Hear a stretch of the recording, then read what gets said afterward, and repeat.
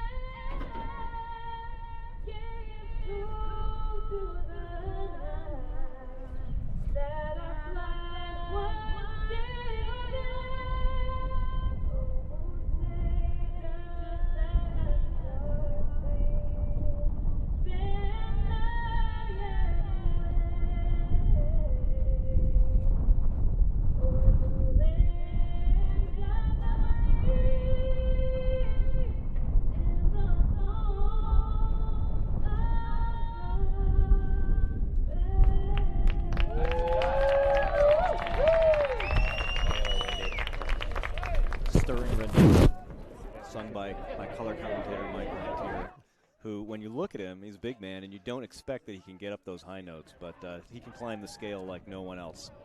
Thanks, Dave. But back to what we were talking about earlier, this is not the first time these two teams have met, with Cal Poly prevailing over Santa Clara 16-7, I think, the first time they met. And we had a chance to talk to both coaches at right before the game. And Coach Bobby D seems to feel like he's got a good plan for today. Well, definitely. I mean, they're a big roster. They've got a lot of athletes, a lot of great talent on that squad. But they're focused in on the Broncos and obviously number 24, Keaton Collier. Yeah, Keaton Collier, the sophomore sensation, over 40 goals on the season. So I think it's safe to say that the offense runs through him. It does. I mean, he's a unanimous first-team all-conference attackman, led the votes on that. And he is a very interesting player. He's played a lot of field, but he's also played a lot of Canadian box. And thanks to Shaden Santos and his Cadillacs All-Stars program. The Panda. The Panda, yeah, yes. They changed the Panda. game. So, but Cal Poly's got the same in A.J. Gorelius. Another Cadillacs All-Star for Cal Poly, coming off a year where he studied abroad and now is back to keep pressure going. I tell you, I'm very much looking forward. Well, I'm looking forward to a lot of things, but I would say the thing that I'm probably most looking forward to this game is watching strength on strength, right? Because Cal Poly is going to send the WCLL Defensive Player of the Year, Jack Tooney, out to get up and face off against Keaton Collier. So it doesn't get much better than when you can see two athletes at the top of their game squaring off one another and see what happens. Yeah, Bobby D was very tight-lipped about his plan, but he said he had a plan. He's the Cheshire Cat, right? That big smile, but he's not saying a whole lot. No, but pretty. I mean, it's not a hard one to figure out.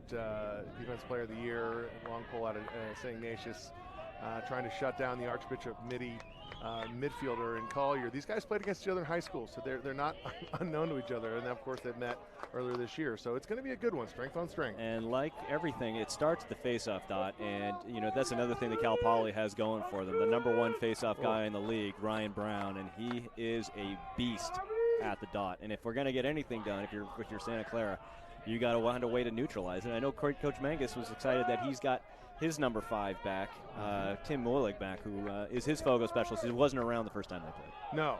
So this is going to be interesting, and obviously Cal Poly's face-off man is the talk of the town. Everyone in the WCLL knows his name, and he goes to work right now. We are off and running, and boy, it's a battle right off the bat, looking for leverage. Both guys just straining to make this happen as they circle like vultures looking for that ball. And it looks like Cal Poly's going to come up with the first look at it. I believe Santa Clara's got the first possession of the game. Nice. Although the battle is not over yet.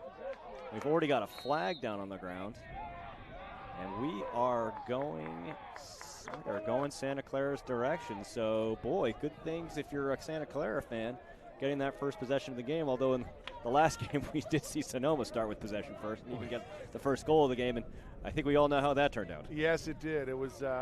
We thought it might have been momentum, but it turned out to be pretty much a gasp at catching Cal asleep. But cannot see who the penalty is on against Cal Poly, but it looks like the Broncos are man up. And here they come in their first possession. Working the ball around the perimeter. They're going to try to find it down and get it down to Collier. Behind it, X fairly quickly.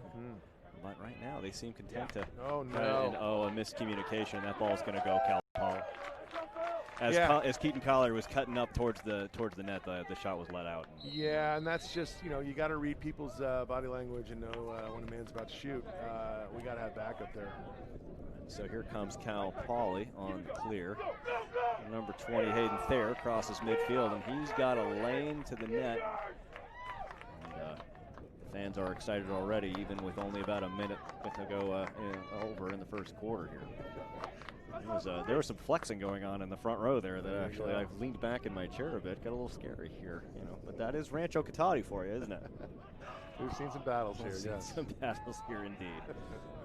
Cal Poly settles into their half-court offense. That's Ben Biggers up at the top of the key right now. I don't know why I'm using basketball analogies, but hey, look, there are similarities. Absolutely. He is closely shadowed by number 20, Connor McGiani. Kind of trying to figure out what Cal Poly wants to do here. Clearly we've got a man-on-man situation. I don't think they have the right personnel on there, Dave. Maybe they're just finding their way through it while they try to burn that penalty that was on. But I think that both teams are back to even strength, so here we go. 22. Sam Galiff making a hard run with the ball. He's using his big body. Oh, save. Really nice pickup right there by the Santa Clara keeper. That's number 27, Liam Hewitt. I think that's number 27. Nope, 23. I got that wrong. Yeah, we had some roster changes late from Santa Clara, so pardon our mistake there. You can't believe, ladies and gentlemen, what this roster looks like. it looks like it was written in crayon by a fourth grader. I'm not blaming Greg Mangus. I'm not. Maybe I'm blaming him a little bit, but that's what you do. Henry Godfrey's now got the ball back in the there. They continue to move the ball as best they can. That Cal Poly defense is coming out of the gate and looking like they're going to be playing very tightly over the course of the game. Lane switch to left. That was a nice looking shot there by Brian Buckley, who switched hands late in the game, just managed to tag the post on it. 25 goals on the season for Buckley. He's obviously one of the better offensive threats on this team. He's going to try to take some of the work off of the sophomore sensation Collier. Loose balls, things are flying around out there like ping pong balls in a lottery basket. You betcha. Is that Doug Gosling? That is Doug Gosling, I believe, 97. He had a heck of a year, 30 goals, 16 assists. Definitely a go-to guy for the Mustangs.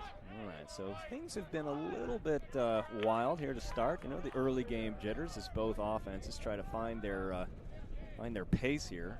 Not yet established, but now it looks like Cal Poly is settling down and working the ball around to try to find exactly what it is they're looking for. Which is look at this. What a save again. Boy, in the early going here, Matt Lengiani is showing himself equal to the task. That's two pretty brilliant saves right out of the gate, huh? Yeah, Lenciani definitely was a factor last year in Cal Poly's march to finals. But I tell you, standing firm in there is the Cal Poly goalie, and very happy to see two quick saves on his end. He's definitely moving in. On the Santa Clara side of the ball, yeah. I mean, then that's a lift for the team too, right? I mean, look at your goalie comes out, bam, two big saves like that. And here's the matchup we talked about right here. This is Collier and Tooney battling it out. And Collier finds the good skip right there. Our defense on Cal Poly, as I seem to recall from last year in the championship game, very, very quick to the ball. And they're not going to provide a lot of comfort for any of the shooters that Santa Clara tries to put out against them. Clara testing the perimeter. You can tell, good looking around with their heads up. Point blank. I mean, any goalie can see that. That was poor shots left. Goalie Tom Bacarizo. I'm really butchering that one. I apologize, apologize, he's Bacarizo family. That's all you got to know. The ball comes back down the other way. Left that one behind. Sarah Claire is there to gobble up the mess by number 11, Ryan Buchanan. Kind of still a feel each other out kind of momentum here. It's a little bit sloppy, but trying to squeeze the ball into spaces that are a little snugger than they should be, but trying to make something happen. It's championship lacrosse here, Coach Mike. All kinds of wildness is what you can expect. Well, at this point in the game earlier in the day, it was probably 7-2. it was not quick. 0-0. Hey, look at again, all credit to the Canadian style there. That was a twister of epic variety. Yeah, number 29, Henry Godfrey, Aspen, Colorado product. Is that 29 that got that one? I think so. I think it was 39, 29. 29, I think it's 29 because they're already helping them out. Let's take a look at that one again. There's a lovely little twister coming down. Hey, kids, if I know this isn't a traditional-looking shot, but when your hands are tied up and you can't bring it back to the other side, give it that little cross body look. That's a good look in there. And so Santa Clara scores first blood here, 1-0 against the number 8 team in the country, Cal Poly Mustangs. Dare I say that Godfrey might be out of the Matt Brown Denver Elite box program with that particular move? It could be. And face-off master Ryan Brown starts that fast break, and Cal Poly so nice job by the Santa Clara defense to close the lanes down and make Cal Poly pull the ball back out. AJ Garlis with the ball up top. Now he's got a shorty. Yeah, that's the matchup that that Coach Bobby D wants to exploit. Yeah. How they let it go though. Yeah. I would have taken him right to X. That's what Shaden Santos taught him. Go behind. If you want to watch a guy who works well in space, you watch number 9. He can catch the ball in tight and get rid of it in the blink of a bat's eye. Like right there. I want to credit Colin Doyle on that because that looks like a Doyler. First of all, I want to thank AJ for basically proving what I was just saying. A pretty nice pass across the face of the crease. This. He never gives up on it. The angle's there, right? Calls for it. Whoop. And then look at this backhand reverse underhand shovel. It's just like they drew it up. That's some street ball there. That's nice. That's the kind of thing, though, that you're going to have to be prepared for when you're playing this Cal Poly team, and particularly AJ down there on the crease. That's just deadly. All right, so score evens up. 9:14 left to go in the first half. All tied up, 1-1. And what is already turning out to be a pretty good contest so far. There's a good push. They're not going to call anything, though. And the face-off battle is rough. That's Ryan Brown showcasing why he is first-team All-League WCLL on the face-off circle. His coaches just love him and love his work ethic. He is a grinder. They're going to keep him on, though. Look up. Nope. Now he's going to go. Nice little piece of bocce there from AJ. He rolls the ball over to number 18, Mitch Stickney. Another great lacrosse name. And very methodical here. Yeah, Cal Poly getting their personnel package on, who they want. Don't say that too many times into a mic that's unguarded, otherwise, you get spittle everywhere. Nice cross pass just out of reach of the Santa Clara defense. What a save. Lencioni again. Sione has shown up for work today. Let's put it that way. No. Another great defensive stand by Santa Clara. I mean, look at Cal Poly's getting some good looks at the net. But between the goalie play and a turnover, brings the ball back down the other way as Cal Poly makes Santa Clara pay for a inefficient clear. Yeah, we're back to setting up. AJ Garales got a great nose for the ball. Is he ball hawk? Would you call him that? Would you phrase him that? I would. You know, he spent some time in Europe in the Czech Republic and actually ended up playing a little bit of lacrosse over there, some field lacrosse, which is coming on. Box is preferred, believe it or not, in the Czech Republic. But I think he led his team to the European Field Nationals. You know, he is a multidisciplinary. I didn't realize he had Czech blood.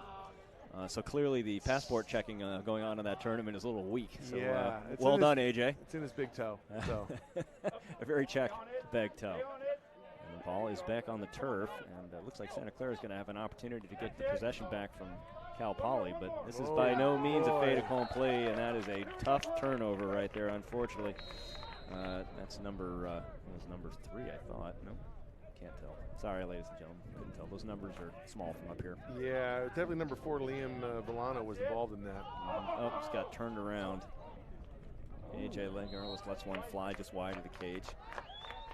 And Cal Poly's there to back it up, so they retain possession. Looking back at X. It's number 97. That's Goslin. Oh.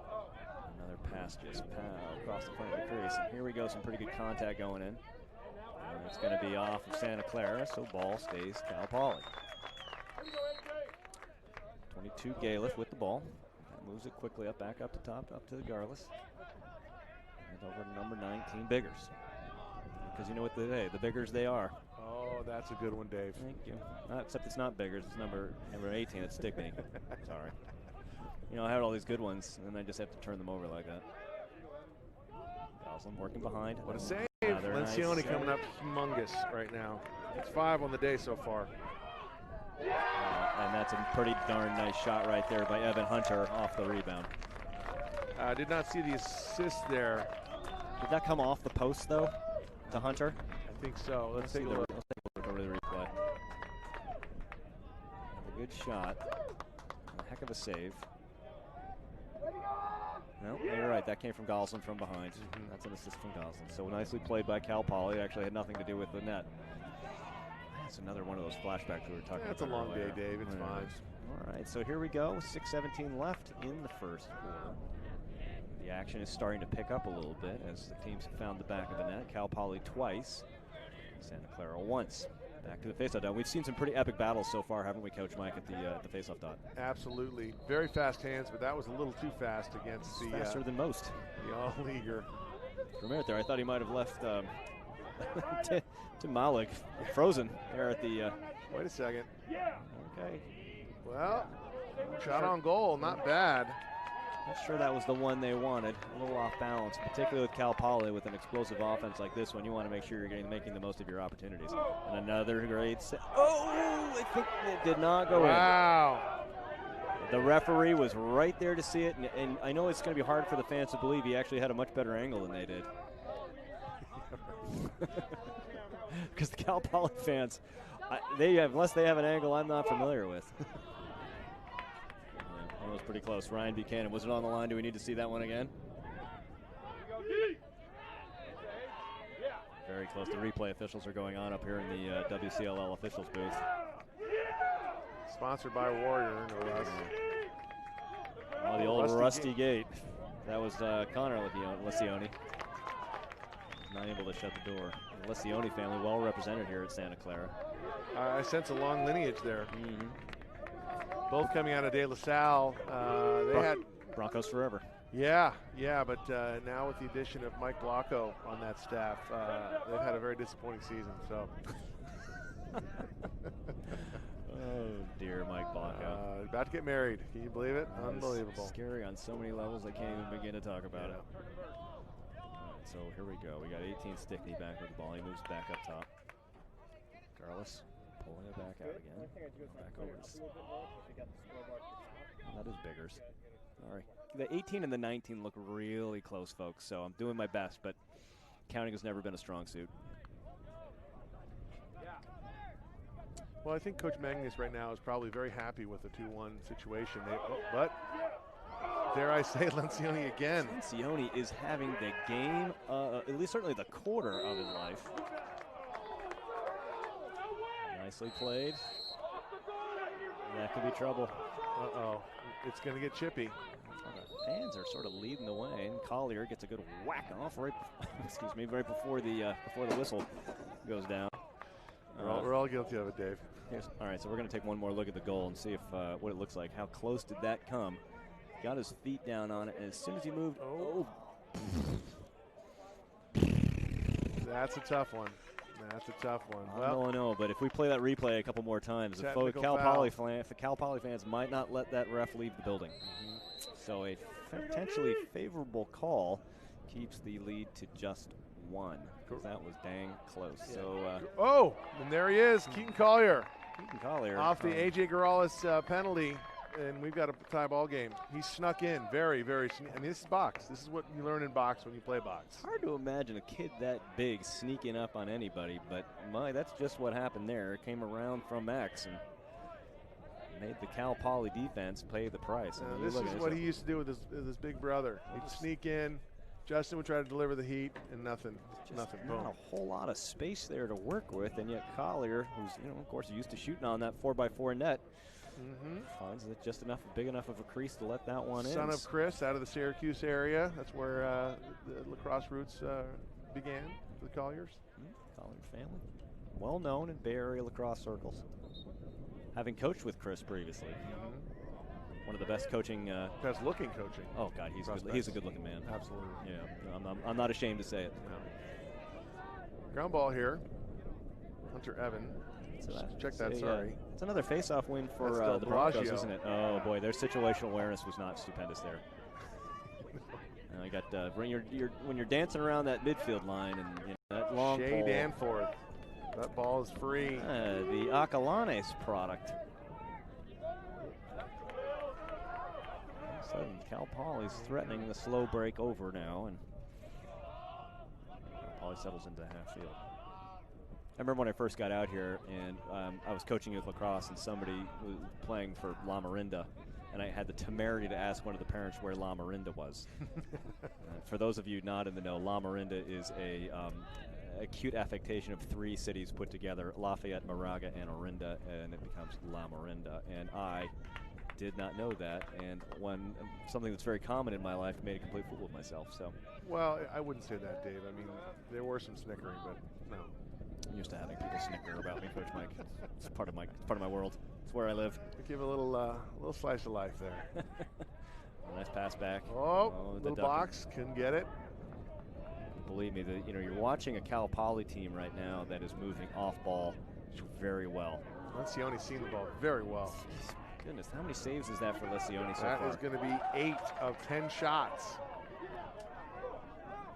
Santa Clara there managed to stay the call. The pressure that Cal Poly is applying right now is intense, and you see the result of it right there. We've got a number of turnovers that a normally pretty disciplined Santa Clara team is turning the ball over. That could be a factor late in the game. I mean, you look at the sidelines here. Santa Clara, obviously has a decent-sized team, but you look over Cal Poly. Yeah. And there's a lot of white jerseys there. Yeah. They got horses. So we got Mitch Stickney at the top of the ball right now.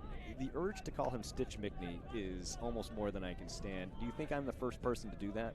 No, I don't. I think the U.S. Census made well that mistake. Read by number 11 on the Santa Clara defense. That's Ryan Buchanan. Saw exactly what Stickney was trying to do to that ball and was there to pounce.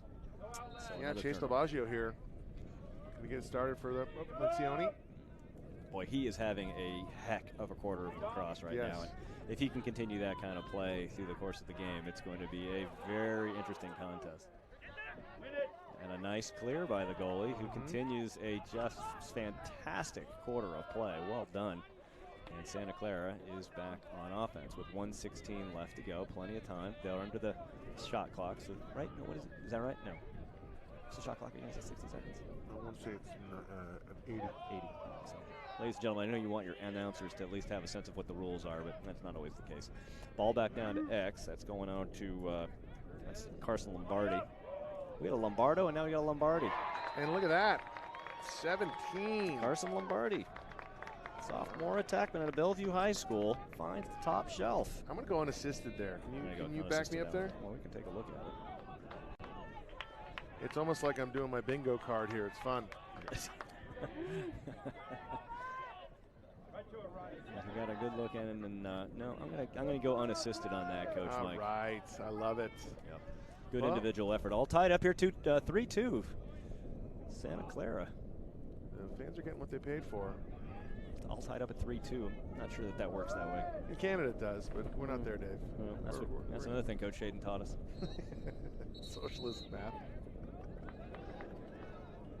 Santa Clara with a 1-goal lead. Now possession with the ball. Coming back down the field with an opportunity to double up the lead.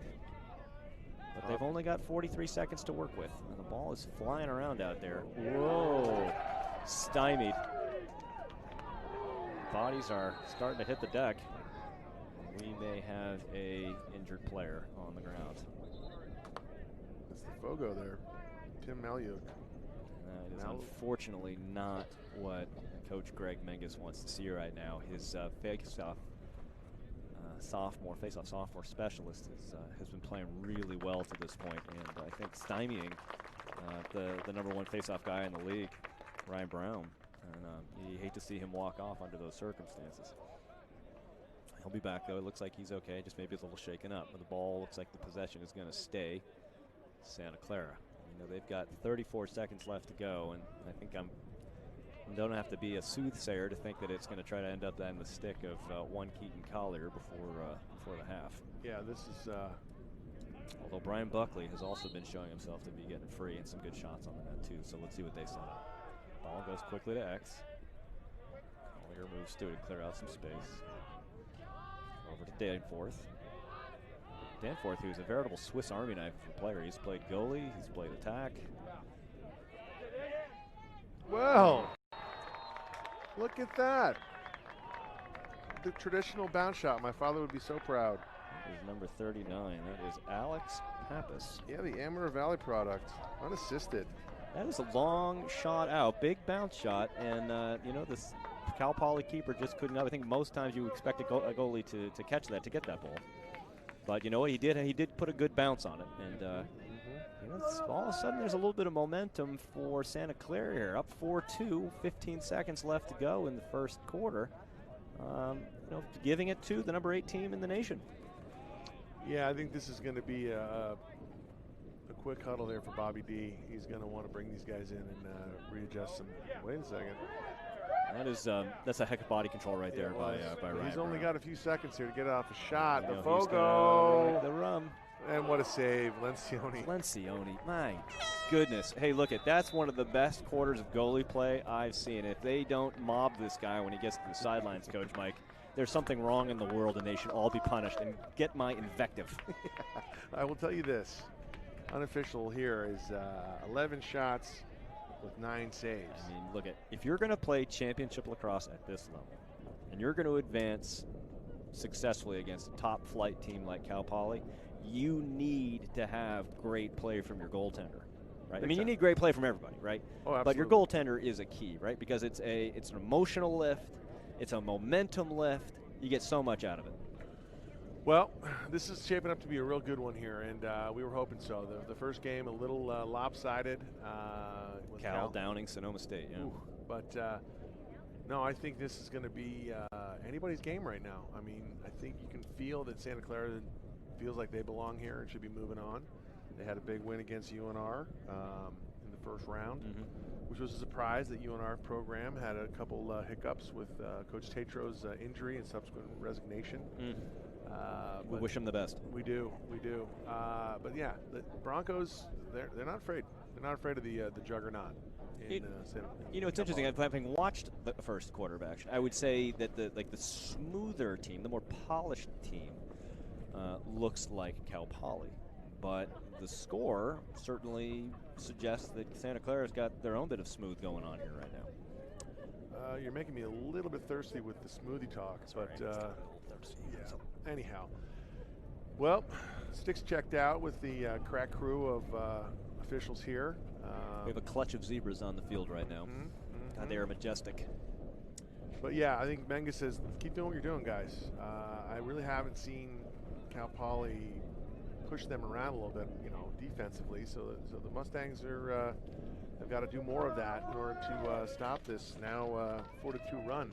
Yep, so it's still early going. Obviously, a ton of lacrosse, everybody, and we're glad you're joining us here. I'm Dave Almy. He's Mike Lint here. We are your, sort of the two guys they hauled off the street to announce this WCLL semifinal game between the Cal Poly Mustangs in white and the Santa Clara Broncos in their fabulous maroon. And is that a tan? Is that a gold? Is it a taupe? I don't know. I'd say taupe. You're going to go taupe? Yeah. You just like this thing. Well, it's like the inside of my cardboard box I live in, so. There we go. Look at this. Again, Broncos showing some,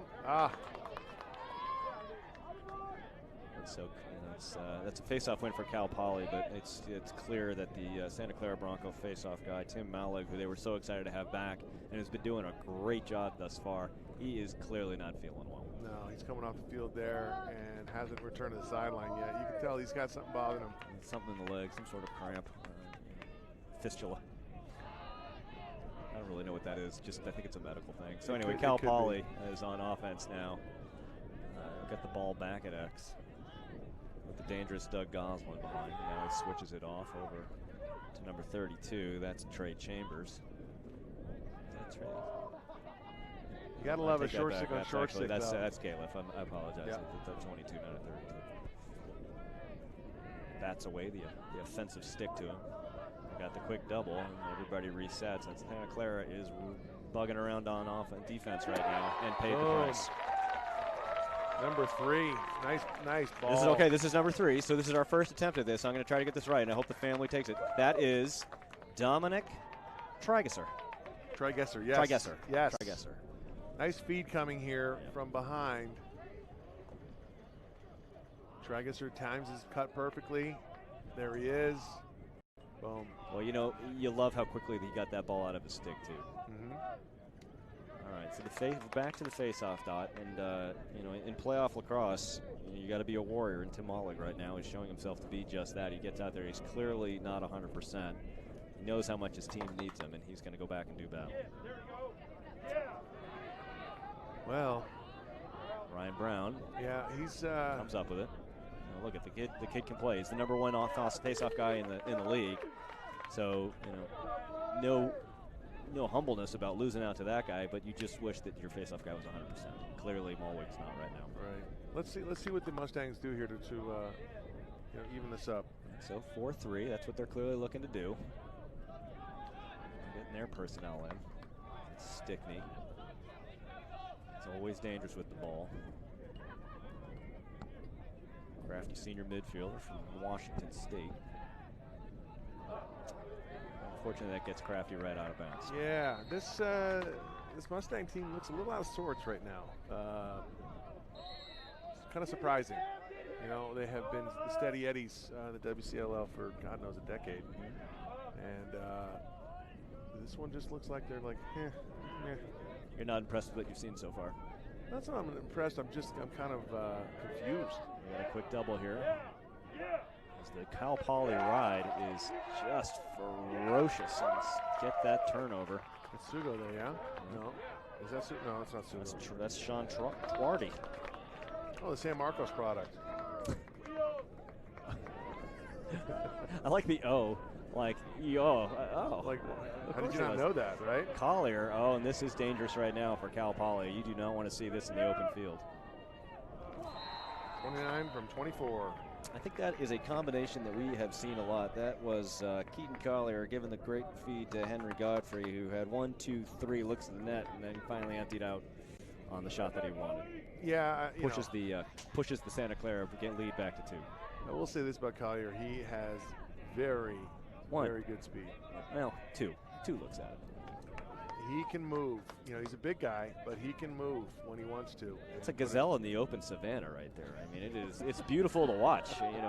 Galoofing through. I don't know if galoof is a word. Galoofing. I don't know. It's late in the day. This is our second game. The English language is going to be a plaything. Godfrey with his hat trick so far. 5-3 Santa Clara Broncos. 12:23 left in the half.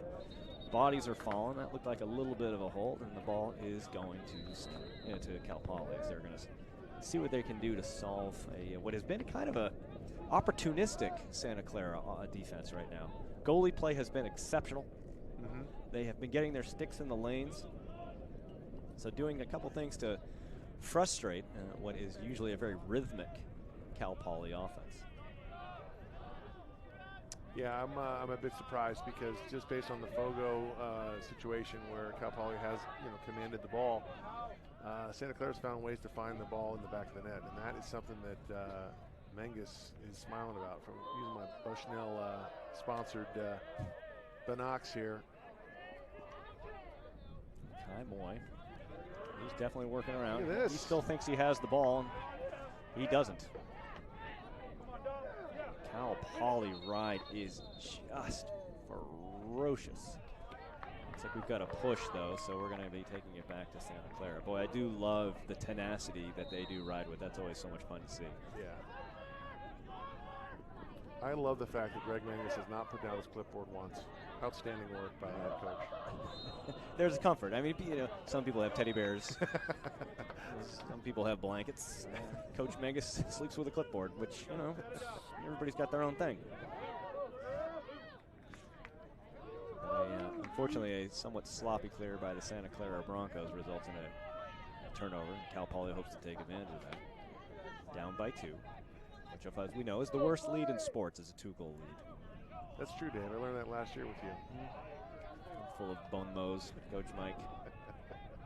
You'll get a bunch more of them before this game is through. That is for sure. I might break out my fundamentally unsound. It's never a game unless the fundamentally unsound has been thrown up with abandon. Absolutely. That certainly applies to a one-handed pickup. Well, the goalie is loose in the crease. It is all. Oh, and he gets his own ground ball. I would be thinking timeout right here. That's usually a Ben Hewitt special. But Menges a little more cool as the other side of the pillow there. I mean, the absolute ferocious chaos that's being delivered out there in that moment. And, the cool-headed Lesioni just blithely picks up a crazy rebound and gets it outletted. And we do get our first timeout here, looking like Menges and crew. Yeah, I think that's a smart timeout, to be honest. I mean, the pace of play was getting a little bananas for a while there. A little bit. So he's that was a crazy little moment right there with yeah. Lesioni coming out and the ball bounced right into his stick.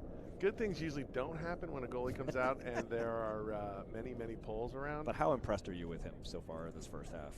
He has absolutely been a difference maker for the Broncos. Absolutely, and his brother's getting involved as well. So very cool that they're having this kind of impact for the Broncos. When all eyes were obviously on their, Collier, other guys are pulling their weight, and that is what Menges wants. Absolutely. So is that, do you think, what he's saying in the huddle right now? It's like, okay, deep breaths. Okay, let's just settle the ball down a little bit and take a timeout from what was just furious action there for a little bit. Yeah, I mean, we got, 10 minutes left in the half here, and 5-3 game. Like you said, the 2-goal lead. Tough for the Mustangs to respond here. Very brittle. But they go 6-3 here, and, we got some interesting stuff that's going to happen with Bobby D. Adjustments galore. Yeah, I think that, like I said earlier, the scrappy Broncos defense has found the opportunities to dissuade the Cal Poly Mustangs from finding their way into the net. But on the same token, I've been very impressed with the Cal Poly defense. They have been tenacious. They have been riding effectively. They have created opportunities. It's just, look, outstanding goalie play is the only thing really right now that's standing between Santa Clara being up by 2 or being down by 2. Yeah, no, you're right. And I got to say, Cal Poly, you look at the all-conference list, and they've garnered 11 selections with just a short 5 with Santa Clara. But still, their polls and their defensive midi play has been fantastic. It just hasn't been coming together on the offensive side yet. I think they're still finding their way. Nope, they've been so far in the second quarter a little bit inactive. Haven't been putting too many shots on net down on Santa Clara side of the ball. So credit to Santa Clara. They're executing what they wanted to do. Cal Poly just hasn't been making the most of the opportunities from what's been effective face-off play for them. All right, it's going to be a nice little matchup here. It looks like it's this is the one we all came to see. That is true. Now, I don't have a 25 on my roster for the fabulous Mustangs. Should be Tooney, I think, right? Isn't it? Where is he? I have him at 33, so I'm not sure if he's not in the game right now, but. All right, so Broncos playing a little hot potato. And Godfrey makes the big run. He's been their answer today. He's got a hat trick. Shifty behind the net. And Barty. Oh, what a save. It was a heck of a shot, but a better save as Lencioni tries to get one down low, but Santa Clara's Tom Bacchierzo. That is a tough one. Sorry. We're in Catholic Wildcat. Bacchierzo. That's what I'm going to go with. Yeah, you can't tell me differently. Our mystery man right now is number 25. I need to find out who he is. Number 14, Zach the Man Levitan. Yes. He's getting off the field after getting the ball down to the offensively minded Sam Galiff. The ball all the way across the field. Evan Hunter. Looks hungrily at the net and the defender who is on him. Nice little pass over across the top. One-handed pass, fundamentally unsound, Dave. Big, you were just itching. Big rip from Galiff, is unable to find the crossbar. Very dangerous on A.J. Garlis behind the net. Moves the ball up top after some good defense. A lot of one-on-one here. I thought Cal Poly would have more ball movement, trying to create space. Clearly they see some matchups. Look that at like. that. One-handed with a bounce pass. To boot. Ugh.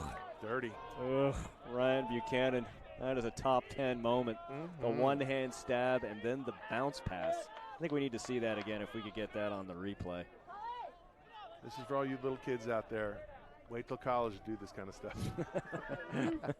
If you do that in a U11 game, you're going to have a coach burst a blood vessel. Oh, my. Wow, a laser beam coming in from 28. That was Brian Buckley. Another De La Salle product. What is John Christmas doing over there? Brian Buckley just reached back to somewhere in Healdsburg and let that one rip. Yeah, that was a nice shot. You got a Collier with the feed out to the wing. Buckley gets his hands free and just pegs the corner. You almost can't even tell the difference between the time that ball leaves the stick and it hits the corner of the net. Yeah. Had to take a deep breath. Yeah, that was something out of the slack. The Stanford Linear Accelerator. That thing came at a mile a minute. All right, so Cal Poly finding themselves down 6-3 about halfway through the second quarter. And all of a sudden, that's why they Mustang riding a Bronco there for a minute. I'll tell you what. Oh, I was going to say, he's just getting. It's slight battery in there. It was like Canadian seal hunting right there. Oh, Brett Yanko. Yeah, that is obviously something you're familiar with. I know you're listening, Yanko. Brett Yanko, yes. Ugh, a family of sealers. That's back in the old family lore right there, clubbing the kids out there. Woof. Get your blather up watching that kind of stuff go on. The face-offing today has just been tremendous. Great battles all the way around, but Cal Poly comes up with that one. And they see what they can do to start jump-starting an offense that, quite frankly, has been very quiet in this second quarter. Setting up behind. Again, a lot of one-on-one action, too. I do appreciate they are keeping the heads up, so credit to the Santa Clara Bronco defense, covering the cutters, not giving them a lot of space to work with. But here's a guy who doesn't need a whole lot of space to work with. It off, keeps that ball moving, see what he can draw the defenders, and not so much going on right there. Brian Biggers wheeling and dealing. There's a big spin right there from number 34. That's Ryan Flaherty. And he, with the penalty too. Wow, 34. 34, Ryan Flaherty with a pretty nifty piece of stick work right there. It's going to be a good replay to see when this comes up. Ball's at his feet, a quick twist, gets his own ground ball. It's free through a bunch of here folks. Here comes the late hit after with the flag. That flag arched through the air like a moonshot. Oh, they waved it off. That's it. All right. Technical foul, huh? I found it very personal. Well, technically he didn't have possession anymore. I know. I like it when these refs insert themselves into the games. Oh, I know you do. Yeah, There's nothing that you love more than a ref asserting himself. Can you smell the irony? Actually, I can taste it. It's so thick in the air here right now. Coach Mike Landher always having great respect for the ref officiating crews on these games. Oh, no Mullen, first-name basis. Very quiet here, isn't it? Yes, it is. It's the Church of Lacrosse, ladies and gentlemen. I'm telling you, again. He's flying again. This is just, it's carnage is what it is. This is UFC Battle Royale. Oh, that ball is nice job, hot 18. Potato. Outstanding. We've got an official timeout. Player down. It's the same guy. Yeah. It's Mulig, right? Yeah, Mulig. He is. Malug? I would say Malug. Okay. I don't know if that's correct, but unfortunately, he has really not been feeling well. He got banged up earlier in this game, and he's been a warrior getting out there and battling. Face our replay official is taking a hard look at that one and trying to see what comes up. Tim is. No, he may have had the wind knocked out of him with a lacrosse stick on that one, but he has been paying a heavy price for some pretty stellar. For pretty stellar play today. I want to take this time, Dave, to recognize the on-site catering company, Taqueria Sol Azteca, a local company out of here in Corona Park here. We enjoyed 2 burritos, did we not? Well, I enjoyed 1 burrito. Well, okay. I enjoyed 1. Maybe 2. It was delicious. That's Sol Azteca. You can call them at 792-1859. They cater residential and corporate events, so highly recommend Sol Azteca. Yeah, DoorDash them all the way. DoorDash them. Self-dash them for all, look at, if you like a burrito, and who doesn't, if you don't like a burrito, they should build a wall around you. And we're back at the action here. Santa Clara Broncos with the ball after a bit of misconduct on the part of Cal Poly. It is Shea Danforth out of Lafayette, walking the ball behind. As Greg Menges' offense tries to find an opening. Collier looking, and they are doubling him quickly. He continues to run. They don't want to do it, but somebody's got to be open. Look at this. They got a little plan. They said then they're going to continue to pressure him. That was a lot of pressure. Collier had no chance but just to run away. And the ball is a hot potato. We've been spending a lot of time. Ball still back in the air. This is amazing. I tell you, I don't know. Did the referees Vaseline the ball up earlier? They just didn't tell us, or? But they're letting them play. There's definitely some physical play here. I like it. That was a good thump to the back right there too. As number 30, Shea Danforth, takes a step back, and let's collect ourselves a little bit after what the pace of play has been. You got to enjoy that, I know, Coach Mike. I love it because in the old days, they let us play a lot. There was a lot more physicalness. Obviously, the rules have tried to keep the players safe, which I applaud. However, when you've got some loose ball work, that is the time to get your body contact in, and these refs are letting them go. All right, pace of pay got stuck in my throat.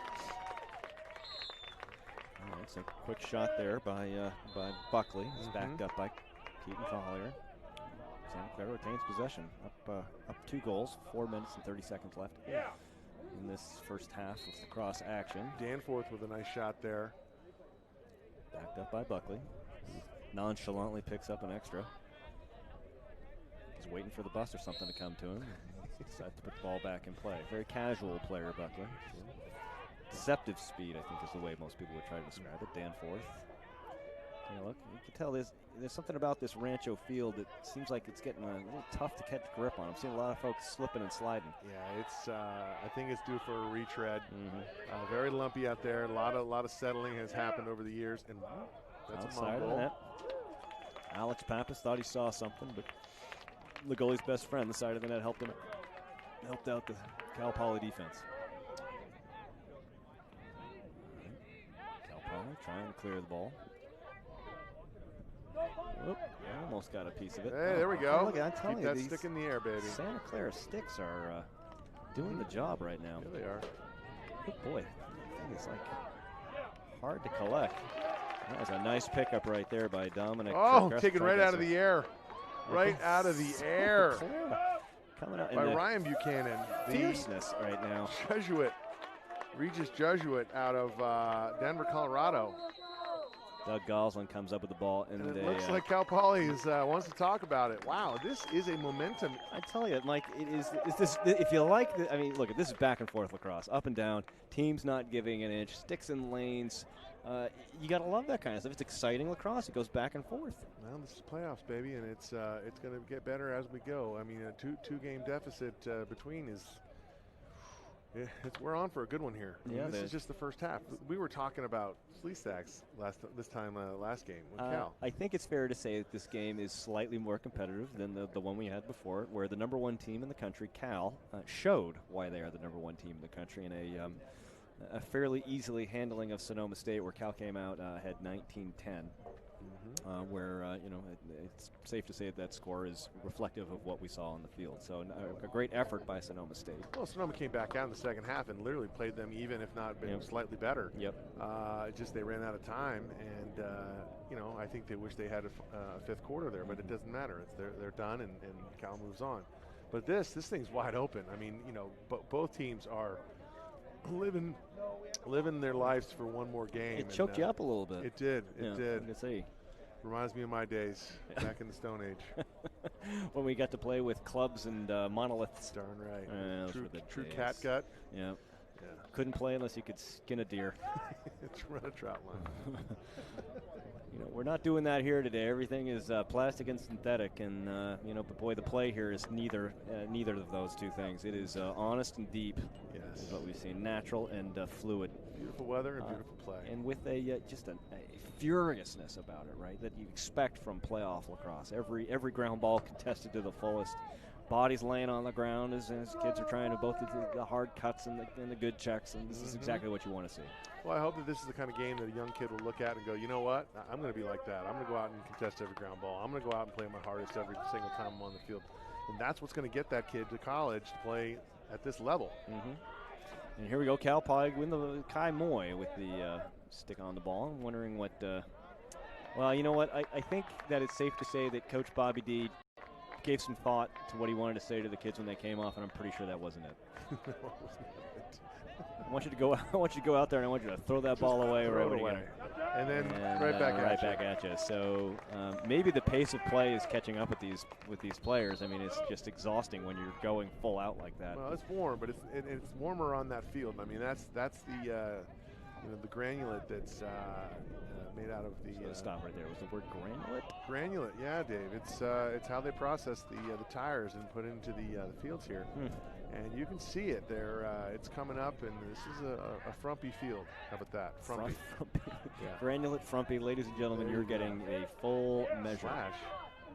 We're going to have a penalty. Somebody did not like the way that stick came down on the player. So Santa Clara is going to be headed to the box. 2:40 left here in the half. Definitely not what they wanted to see. Is that? It's 42. I'm trying to figure it out. I thought it might have been number 9, Kyle Jacobs. Looks like it might be Brian Gilbertson headed into the box. Yeah, it is Brian Gilbert. Yeah, good call, Dave. You're on your game today. Every once in a while it happens. And this is also a good day to put money on the lottery because it happens about that often. Just ask my spouse. All right, so Cal Poly gets a late in the half extra man advantage where there's a big lane right there. And that's is just, I couldn't tell if he got a toe on that or they get possession. And Santa Clara is going to try to do a better clear this time through. Just north of 2 minutes, so this would be a big goal for the Broncos. Nice clear by Caleb Patawi. Really motors up the sideline there. The ball back to behind. And an opportunity, but nice defensive job on Brian Buckley. I know you do love to see good defensive play. Yeah, well, that's Lou Sugo. He's been a staple over there in San Luis Obispo for 4 years, and he is the emotional leader, as Coach DeBreo has told us. He's the emotional leader of that squad. Top to bottom, he's showing the young guys how to be a winner, how to be a good lacrosse player, a good academic student, and just all around, he's a role model. And Sugo, I believe, did garner some Some all league honors. I got some all league honors. I think there was a bit of a bummer that he wasn't higher ranked than. A bit of a kerfuffle. Yeah, that's a great term. Mm-hmm. Right now, this Cal Poly defense is playing them tough. Relatively nice easy save. Yep, nice stop. But, fairly pedestrian. And failed clear. Nice pickup by number 7 on the number 7. I don't have number 7. Well, that was due to that. That's the DelBaggio. Oh, that's good. That's Chase DelBaggio. I tell you, these Santa Clara rosters again are like looking at astrophysics. Well, what's also interesting is that we've got another number 7 and there's a long pole there. Yeah. And that is how Greg Mangus likes to roll. Keep him guessing. Yeah. All right, so we've got less than a minute to go here in the first half. Santa Clara is controlling the ball behind. They're probably angling for that last shot. Keep possession, see if they can push that lead back to 3 goals. But this Cal Poly defense has been equal to the task for much of the day. As number 17, Carson Lombardi lets one rip. That one's just not going to quite do it right now. So about 30 seconds left. Let's see what happens. Oh, they're not going to. They got to let timeout. I think Greg Mangus wants to talk about it. I guess so. Interesting there. The goalie had not gotten back into his position to then start play. But all right, well, so far so good. Just over the fence here, we see the worst game in this country being played, baseball. Now. Oh, I'm sorry. Be nice. I'm sorry. It's like skiers and snowboarders. Right. Well, I find it to be a pastime. It's a pastime. It's a pastime. I don't think there's any form of wiffle ball in lacrosse. Okay, you can play fiddlesticks, but you're still playing lacrosse. What's it called? A chumash. Chumash? Yeah, but that's. All right, I'm just saying, Mike. There's a bunch of ways you can. I just don't like sports that have stirrups and walks. where grown managers wear the same uniforms. Yeah, and then touch themselves all game. I don't like it. Oh God, we didn't really need to go there. Yeah, you're right. All right. Ladies and gentlemen, look, I know you came here for championship lacrosse, not a breakdown of what makes baseball wrong with America, but that's what you got. It's Mike Lantier, Lantier at gmail.com. All right, so with about 30 seconds left to go in the half, hopefully every coach in his back pocket has that short time on the clock play where he'd love to get just one before the break. And if Greg Mangus has got one, this would be the time to pull it out. Well, I definitely see that he has cracked open that clipboard, still in the left hand. You really crack it open? Well, it's one of those box with the clipboard on top. Did I ever tell you at the time in a fit of pique on the sidelines, I threw a clipboard and it shattered? Yes. I think I was there. It might have been. It was my green lucite clipboard, and I loved that clipboard, which means I should never have treated it so poorly. All right, so here we go. Clock is running. Ball is behind at X with the sophomore sensation, Keaton Collier. Probably no big surprise that any play you're going to drop is going to include him. He is working hard. Tries to shoot it through a thicket of legs. And it's not there, but he manages to get his own almost get his own rebound. Oh. Wow. Well, that is going to cost them if they keep possession here. Nope. No possession. No shot. So a end of the half that is a good representation of the entire first half of play. Wouldn't you say, Coach Mike? Yeah. Absolutely unexpected. Collier's a smart kid. He doesn't get rattled too much, but right there, went for kind of a home run style check. But what a surprise! The Broncos posted 6 goals on this Cal Poly Mustang crew, and they're kind of walking, going, this is not how we thought this was going to play out. All right. So the previous time these two teams met, Cal Poly walked away with a 16-7 victory over Santa Clara. But today, Santa Clara has showed themselves ready and willing to take on this challenge. So we will be back shortly with second half action here in Rancho County High School Stadium in Rohnert Park, California, with the Santa Clara Broncos leading the Cal Poly Mustangs 6-4. We'll be right back.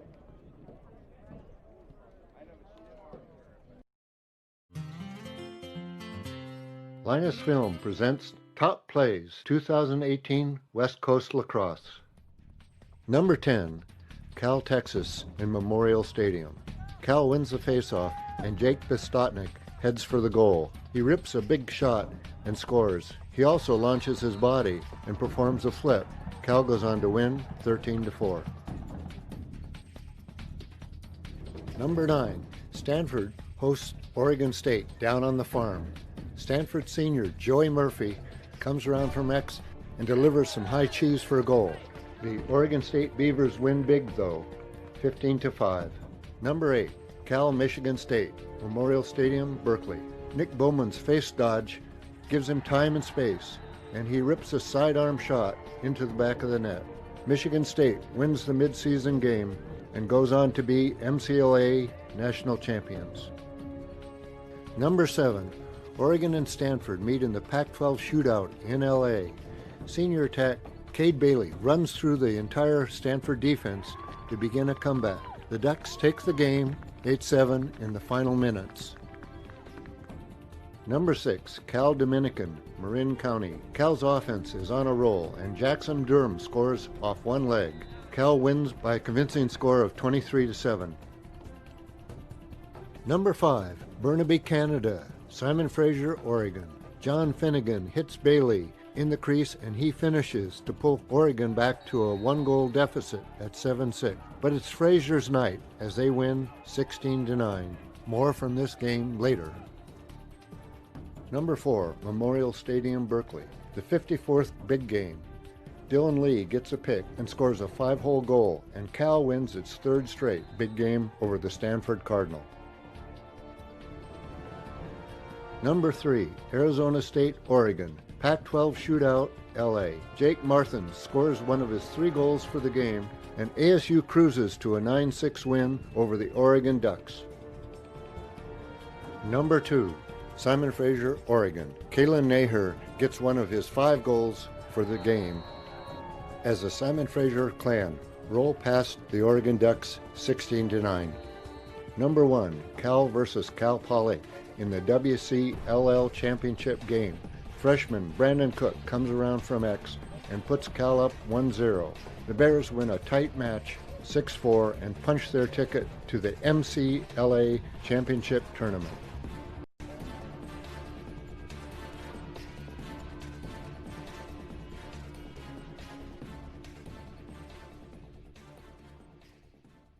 Here we go. 22. Sam Galiff making a hard run with the ball. He's using his big body. Oh, save. Looks like Cal Poly is settling down and working the ball around to try to find exactly what it is they're looking for. Which Look at this. What a save again. It was probably 7-2. it was not quick. 0-0. Hey, look at it. You know, again, all credit to the Canadian style. Watch number 9. He could catch the ball in tight and get rid of it in the blink of a bat's eye. Like right there. Spittle everywhere. This cross pass just out of reach of the Santa Clara defense. What a save. Jeez. Lencioni. Working behind. What a save. Lencioni nice. coming up humongous right now. It's 5 on the day so far. And that's a pretty darn nice. So a potentially favorable call keeps the lead to just 1. Because that was dang close. Yeah. So. And there he is. Well, I think Coach Magnus right now is probably very happy with the 2-1 situation. But dare I say, Lencioni again. Believe me, you're watching a Cal Poly team right now that is moving off ball very well. Lencioni's seen the ball very well. Ball back down to X. That's going on to that's Carson Lombardi. We had a Lombardo, and now we got a Lombardi. And look at that. 7 of stick to him. We got the quick double, and everybody resets. And Santa Clara is bugging around on defense right now and paid the price. How did you not know that, right? Collier, and this is dangerous right now for Cal Poly. You do not want to see this in the open field. 29 from 24. Kai Moy. He's definitely working around. Look at this. He still thinks he has the ball. He doesn't. If you do that in a U11 game, you're going to have a coach burst a blood vessel. Oh, my. Wheeling and dealing. There's a big spin right there from number 34. That's Ryan Flaherty. And he...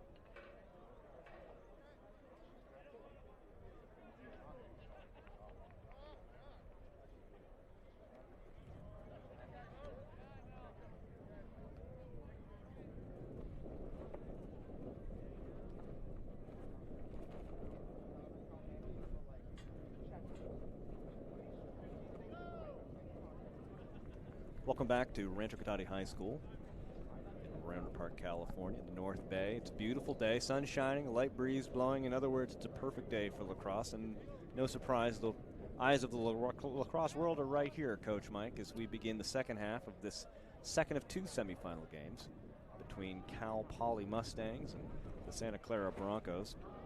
Santa Clara Broncos leading the contest right now 6-4 in what is shaping up to be the potential for a bit of an upset. Absolutely. I mean, this is definitely something that we did not expect. I mean, Cal Poly is loaded with talent, and they just can't seem to get anything moving on offense. All their goals seem to be unassisted.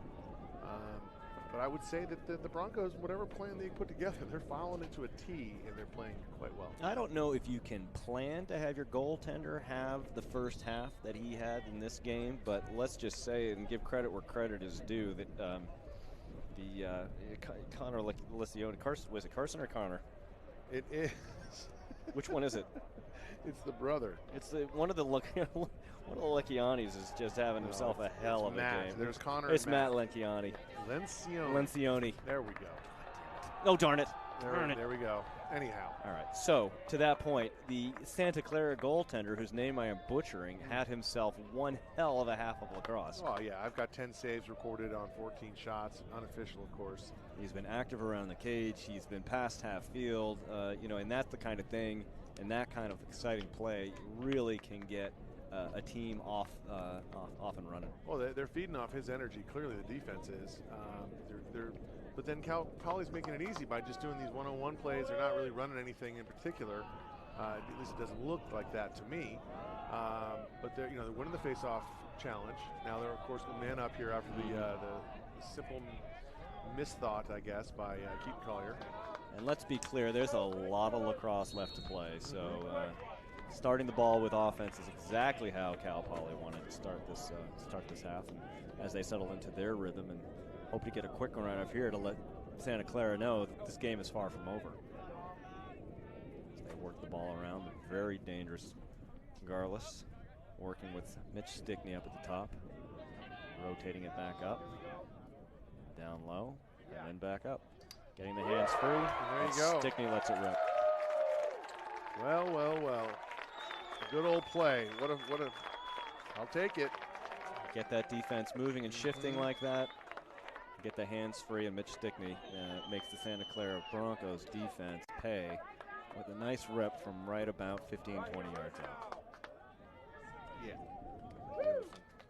And just like that, less than 30 seconds in, that lead is halved to 6-5. So like we said, there's a ton of lacrosse left to play. And the face-off battle has been one we've been watching. And the number one face-off guy in all of the WCLL, Ryan Brown, has shown himself to be worthy of that. But boy, give Tim Mollig some credit for what he's been doing out there too. He's obviously hurt, and he is giving everything that he can handle.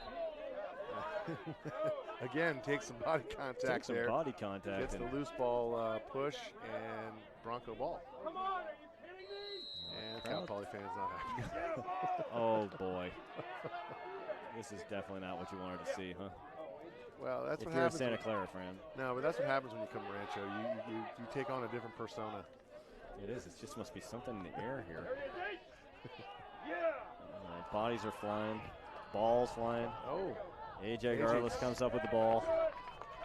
Bodies are still flying. Oh, my goodness. He's just getting absolutely mauled. And finally, we get the late flag. A long delayed piece of yellow laundry finds its way down to the ground. And you see the potential here for a big momentum change coming up as one AJ Garlis sizes up the defense. Yeah, I think the penalty is going to come up against Wyatt Rich of the Broncos. I'm assuming. It was such a long delayed flag. Was not sure what he was seeing. There was clearly some contemplation going on by the referee. There you go. So we're going to get the call here. Let's see if Amazing Kreskin has made his decision. I think that we all knew it was going to be a slash. It was just which slasher got all the right, well, so I was way off. Looks like number 42. Is that Brian Gilbertson? Going to take the knee? Bends the knee. Oh, No, I was correct. Gosh, I'm good. Yeah, you know what? You are better than most. No lie Thanks, there. buddy. I'm not sure what was seen that took, 7 Mississippi to get a flag out, but. Well, right now this is, you can tell, Santa Clara is, they're seeing their goal, their lead of potentially evaporating here as a very efficient looking And boom. Cal Poly offense Just like gets that. back to Whatever work. DeBreu said in that halftime has rung true. Evan Hunter, number 7, with a nice feed from A.J. Garlis as they had moved the ball around with cool efficiency, I think is one way you might be able to put it. And just like that, with just about 3 minutes gone, 2 minutes gone, the score's all tied up. Whole new ball game, man. Whole new ball game. Yep. I'm loving this, Cotton. Yeah, bold move. And we get right back to the face-off circle, and here again, I'm almost bracing myself for another battle. Oh wow! And then there's got to be a loose ball push there, but not called. No, not called at all. And how's that not a ward? Oh, Garilius, the G.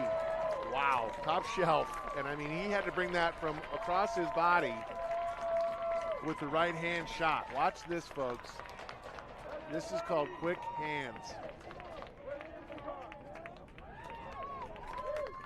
Well, suffice to say, these Cal Poly fans are. They're the quickest of hands in the world, but it's are okay. Back into this game. We'll catch that on another time. That's all right. That's all right. We'll just wait for the whole video to download. This I think is what when we talk about loving the sport of lacrosse and the speed with which we can move. You've seen an entire 3-goal swing here in less than 2.5 minutes of action. Mm-hmm. And that's the danger of this game, right? You try to start playing defensively and thinking, hey, we got a 2-goal lead, we can hang on to this. That is not the way you play this game. Pass this game on 2 feet for a reason. That is what they say. They are coming back and looking ready for more. Wow. Cal Poly, right? There's blood in the water right now, and Cal Poly smells it. All right, so let's see the Santa Clara defense turns back and is getting ready to try again to slow down what has been a monstrous second half start for this Cal Poly offense. Sticking out the top, works the ball over to Galef. Galef likes the matchup on the shorty. He's going to try to turn the corner. Decent job on defense. Lets that one fly high. Yeah, you got to credit the defender there, Scott Lewis, able to put a little pressure on him during the shooting motion, which forced that ball high. Yeah. Nice job there. Ball back behind. Looking for the screen. Gets the top side. Nice bit of defense right there by Santa Clara to take away that middle. And you know that Santa Clara wants to try to get this ball on offense, give this defense a break. For sure. It's something as simple as that where, we're not getting a quality shot. If Broncos score on this is going to be interesting. I mean, Cal Poly has momentum. You can just look on the sideline of Santa Clara and they're just like, what is just going on here? What's happening? That's not often that a lead evaporates that quickly, but that is exactly what happened. And, credit Cal Poly, of course. They came out with a plan and executed on it real well. And now Santa Clara is getting their first chance to see if they can push this back at least back into the tie. I think your partner had said earlier, adjustments galore by Bobby D. Yep. I think that's what was happening so far. Whatever Bobby's cooking up. The Cal Poly defense is just laying lumber out there. Kevin Collier took a pretty good shot in the arm as he goes and moves that arm pad to a position that he feels like will be more effective. Buckley has been effective in this game, but right now is being stymied. He's got a shorty on him right now, so I suspect he's going to try to take advantage of that. Gets the quick double, and that ball is loose at midfield. A.J. Garlis throws his hands open, but I think it's fairly safe when you throw someone to the ground like that, you're probably going to get called.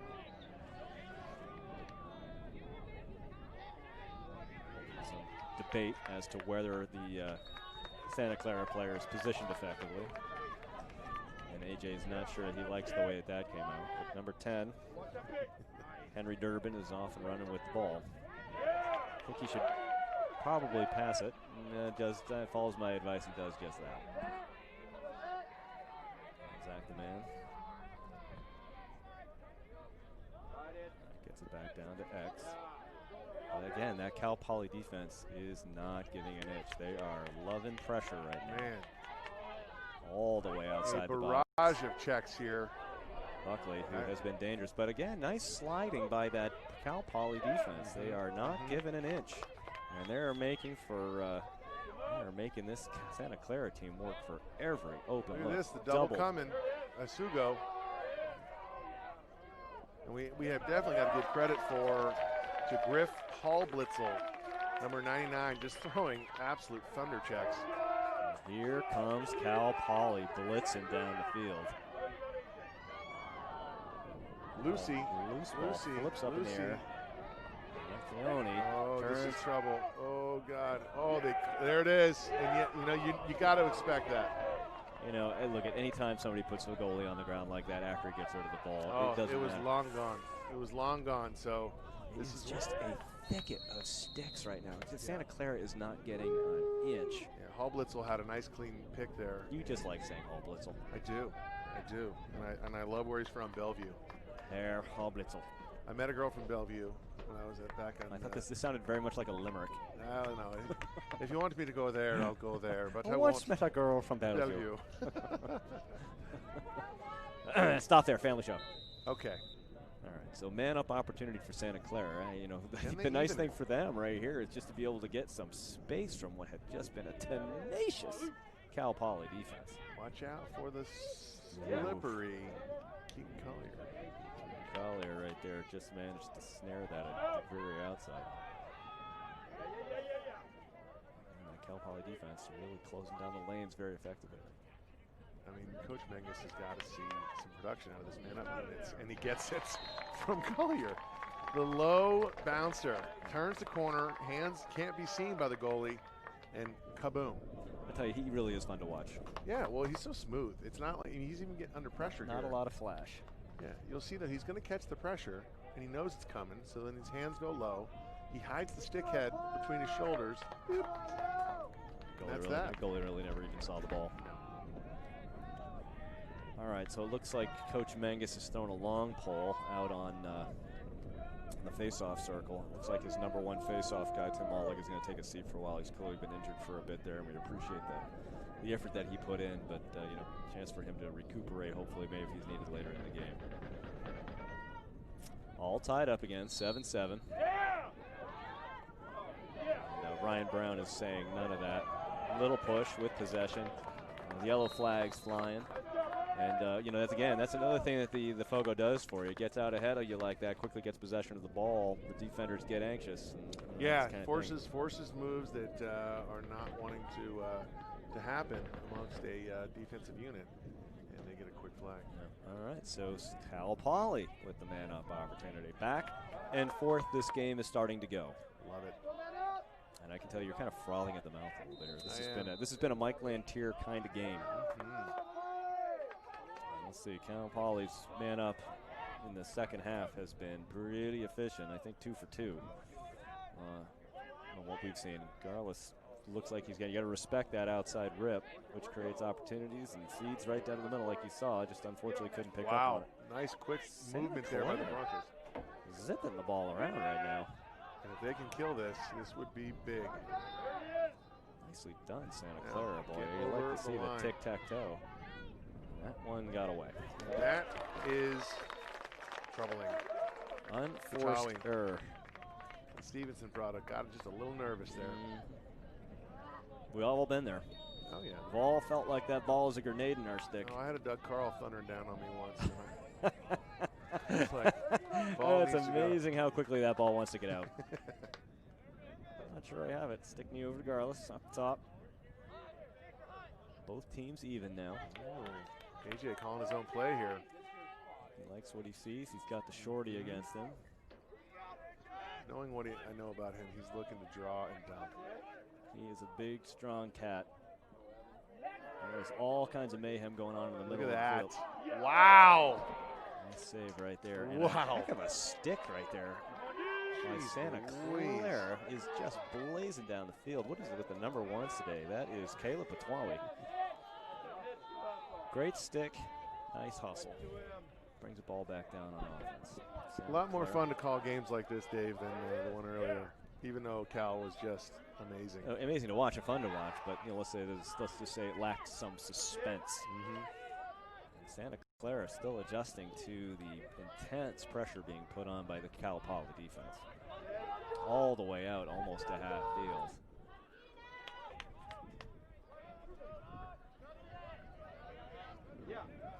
Durbin still working hard.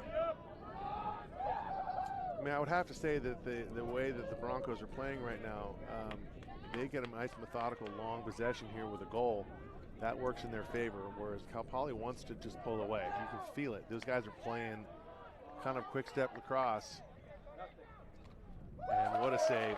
That's a pretty nice good save right there by Bacarizo.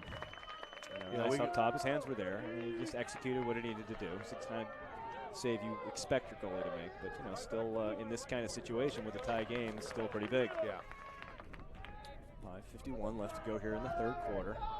All tied up, Broncos and Cal Poly. The Mustangs knotted at 7 in what has been a furiously paced and played game. Neither team really giving an inch. Moments of breathtaking skill on both sides of the ball for a while, and then a little hot potato by both teams on the side of the ball. Bobby D working the refs over there, I gotta say, nice work. Boy, all of a sudden there's a level of freneticism going on in the Cal Poly offense. Yes. That just couldn't find the gap.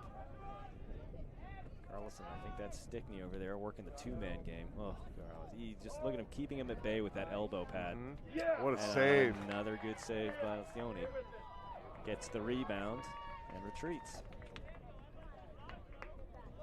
Boy, you can't say enough about the Santa Clara tender today, can you? No, he's really been the glue of this unit today. I mean, oh boy, that was that could have been trouble. That could have been listed fundamentally unsound, I think. It could have, but it wasn't. And trademark pending still. Yeah. Patent pending. Buckley brings it over and gets it into the box, so the possession starts, and they've got about 80 seconds with which to complete something effective. Santa Clara offense in this quarter, my coach Mike, has looked a little disjointed. A little bit. Not as smooth as we saw in the first half. It looks like they're trying to figure out what the right matchup is right now and adjusting to what feels like much greater pressure. Got it. And wow. They figured it out. So. Godfrey, his 4th of the day. The junior attackman. I don't know what they put in his water bottle, but whatever it is, it's working. It's just a quick move. It's a foot race here, and it's not pretty. But look, guess what? Whoop! Goal's a goal. Just finds it around the knees of the goalie and gets by. There you go. And here he comes back out again. Tim Mollick, who has been mauled in this game, finds himself back out the face-off circle against Ryan Brown, the one face-off guy in the WCLL. Another, we're about to witness yet another what has been some epic battles. Look at this. And that's an easy push from behind, but we didn't get any of it. I don't think so. They're letting them play. Which it arcs high. That would be, wow. That is interesting. I love the quick strikes. Not what I would have called, but you know what? That's why I do not wear the zebra stripes. Yeah, he said he was on the line. And flags are flying. He's right there, and the fans are displeased, I think is one way to say it. Skosh here. Sean Twardy looking like he's going to get the penalty. He is, let's just say, looking familiar with racing to that box. Wow. Cal Poly alum here. I hope. Feeling their oats. I hope that's making it up to the microphone because, I suspect they're watching the same game we are. But, I don't know. They could be on an astral plane or something like that with a spirit self watching something else. We don't know. But let's just see if Santa Clara is able to take advantage of what the Cal Poly fans suspect is a call that was not favorable to their outcome. And still looks like they're looking for a little bit of rhythm, lacking some of the earlier flow that they may have had. Yeah, it could be fatigue, too. I mean, they're playing their you-know-what's off here. Nice stop, by the way. Yeah, I almost did it. But, I'm seeing yeah. little hitches. Oh, well. Remember, their depth is limited compared to that of Cal Poly. So, new plate, nice shot. Collier there to back it up. Yep, the MC goalie product. Was he a Matt product? I do not know. What year is he? Let's take a look. Another out of bounds ball, but Collier. He's a freshman, so he could have been. Might have been. Might have had his first couple years there. An Oaks man. Collier, 2:48 left to go in the third quarter. Clara leading by 1. And they're all even. Nice kill there. Yeah, very good kill. And there didn't really feel like Santa Clara got the shot that they were ever really looking for. So they're back going to try to do it against even strength. And this, safe to say, this Cal Poly defense has been giving them fits. They have. But you know what? Look at this. I'm not sure that shot from 25 yards out, but then again, the shot clock was against them, so they had to let it rip. Wow. Okay. Great defense. Look again. If I've said it once, I've said it more than once. It's great defense by Cal Poly so far in the second half. They definitely have come out with their nose out of joint for sure. Yep. But I got to credit these Broncos, man. They're hanging around. Hanging around. They're leading by 1, 2. Well, 2. Typically, if you were to go to Vegas, which I do often. Scoreboard is I think wrong because it's 8-7, not 9-7. Okay, I was wondering that myself. Pretty sure. How many goals do you have, Coach? I have 8-7 myself. I have 8-7 too. I I think we've had a scoreboard malfunction. Yeah, well, but if you're viewing on the internet, you don't have to worry about that. You're not even looking at the scoreboard. You're looking at the electronic version that we have here, digital and internet related. So our crack squad of eyeballs. We call it artificial intelligence. You also know him as Dan.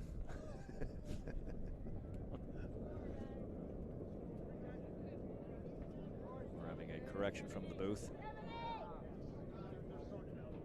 Fans letting the WCLL staff up here in the booth who are working for, clearly, it's a rich man's game, and that's what the money we're making up here in the booth. So feel free to have at us. Yeah. No, I got to credit the WCLL. Mike. What's going on? It's a clutch of referees. That's a gaggle of zebras. Clutch or a gaggle? I don't know, but they're discussing something There's very. a lot of pointing going on. And, conclusions have been reached. Yep. Black socks, ankle socks, pulled up tight. Yep. The long over-the-knee shorts. Absolutely. Can't go with them. Anything over the knee is just old school. It's a better way to show off the cankle. True. It's become quiet again like church in here. All right. Here we go. All right, I see. It was all related to the scoreboard the time thing. was running there, so I'm not sure what's happening with the time. What is going on down there? Our crack crew up here in the booth is just hanging their head because they can't take over the scoreboard operations down there. Yeah. We've got it all dialed up here in the booth, but on the field. I want to also thank our premier sponsor, Warrior brand, STX. I don't know where this is going. I'm not sure either. I'm just trying to fill time. Sol and space. Azteca, your choice for burritos here in Rohnert Park, California. Bear Republic Brewing Company. Yeah, but they don't sponsor us. Sol Azteca. Oh, they do, yeah. They do residential and corporate events, and you can visit them online at www.taqueriasolazteca.com. So be sure to visit, and you can visualize the tasty goodies that they have for you of the Mexican variety. Were you going to repeat that? Because that's a long one. That is a long one. I'll slow it down for you a little bit. They're at www.taqueria. Somehow we're still at 2:02. If you're talking over me if I'm trying to do the sponsor message. I understand, but how do you let 15 seconds roll I'm looking off? over. Can you get him to shut up for me? Sponsor message. Jeez. All right, back to the action. I blew it. Yeah, you got an extra one out of it anyway. All right, so 1:47 left to go here in the third quarter. Cal Poly with the ball, looking fluid, and we're trying to find an option here on offense. Down by 1. Well, they'd love to go into the final quarter all tied up. in the net. Good defense being played by Santa Clara. Ball back out. That was Kai Moyer with the ball. Finds himself in the middle. What a save. But you know what? Great position right there by the goalie.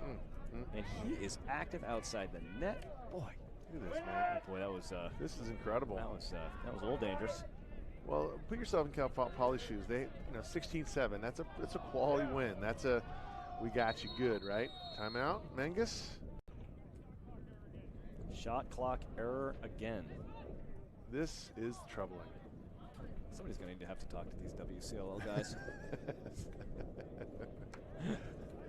So, it looks like we've got some officiating crew combined with some administrative folks crossing the field as we've got a.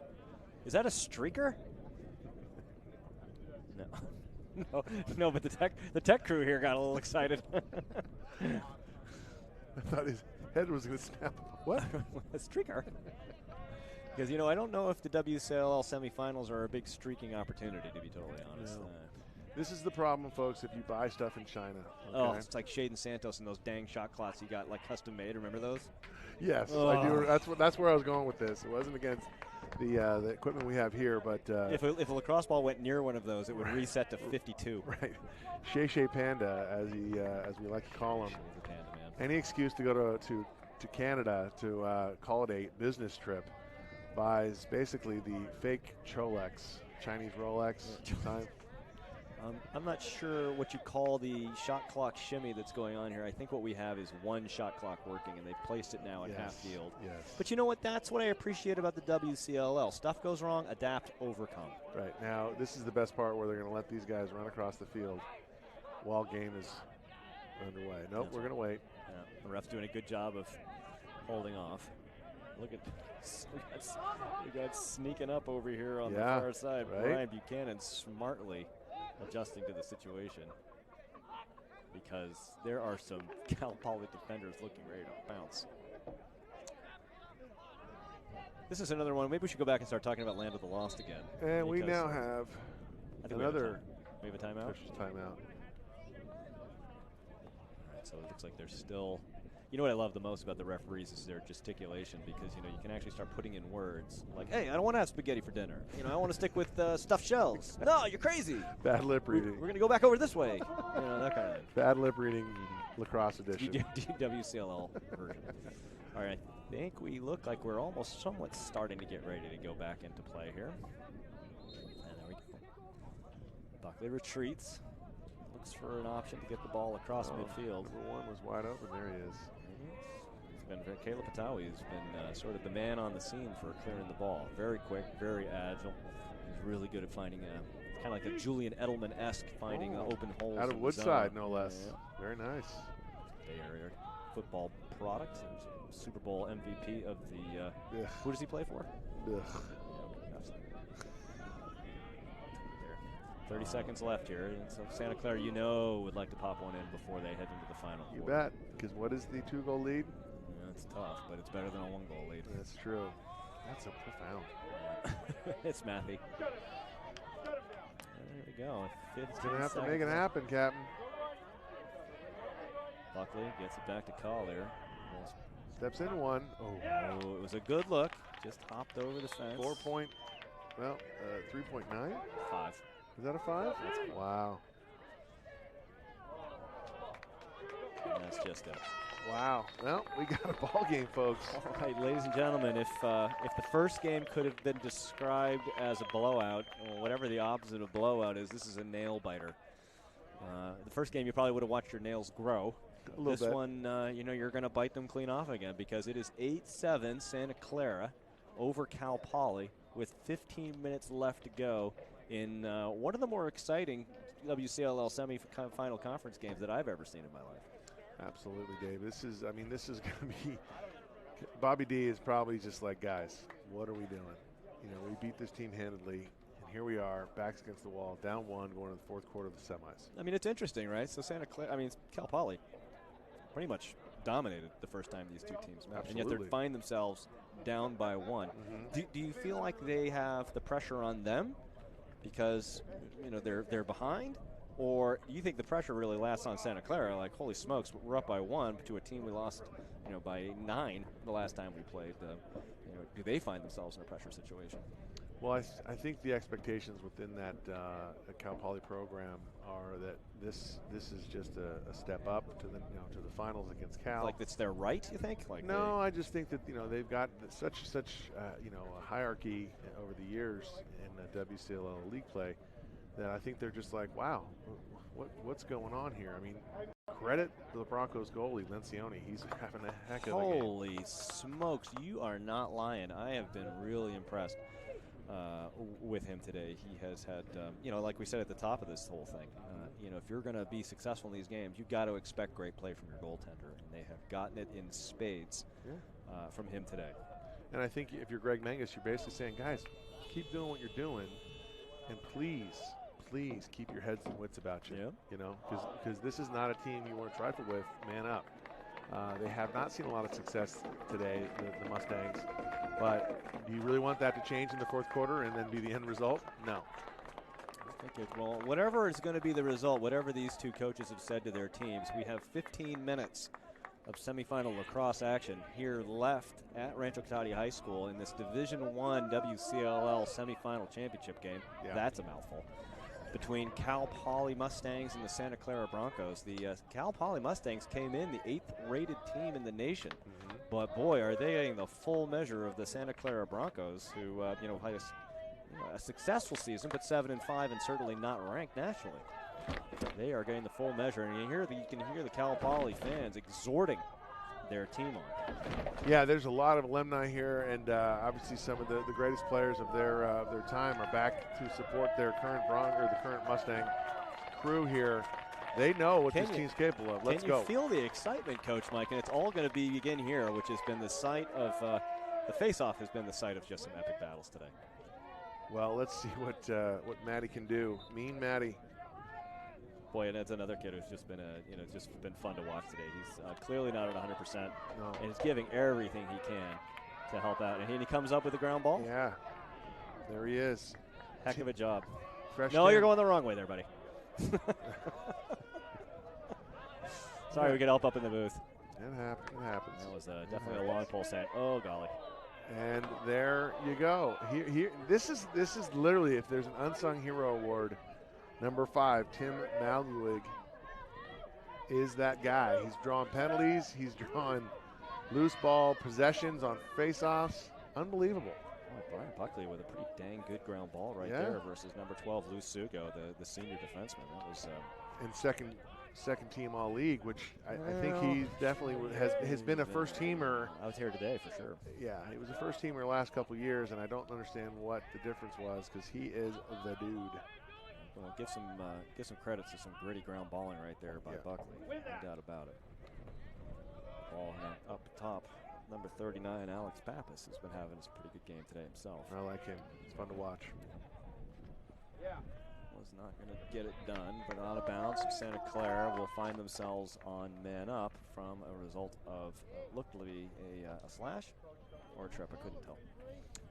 I think it's a slash coming, yeah. And it was during the loose ball. Yeah, and it's going to be against Jack Tunney. Tunney taking the knee? Tunney? I like Tunney. Let's go Tunney. Let's go Tunney. Better. Now Collier with the ball back at X. Check that. 21 is the culprit. Spencer Mischke. All right, so Santa Clara finds themselves in an opportunity, provided they don't throw the ball away. I think that they are anxious to see the clock started. Well, it appears that the Cal Poly brethren are very vocal today. And are doing a heck of a job assisting the referees, if I may say so and myself. That is always appreciated by the Stripes. Yeah. Let me tell you personally, they've told me that many a time. They've appreciated my in-their-ear attitude. Very dangerous. Keaton Collier behind the net looking for an opening. He has been known to do the Gary Gate, dip and dunk. No ruled illegal. He's got the length. I've seen him do it. Still Santa Clara moving that ball around. Quite finding the opening. Big rip from the right side by it's number 22, James Mabry. Backweiser. Is that Tom Backweiser? The goalie? Yeah. I like him coming out. You always got to love, all even. Got to love when a goalie is chasing. I mean, despite not getting there, you just never know. You never know. The active goalie around the crease is a wonderful thing to have until it's not. Wow. Just missed it.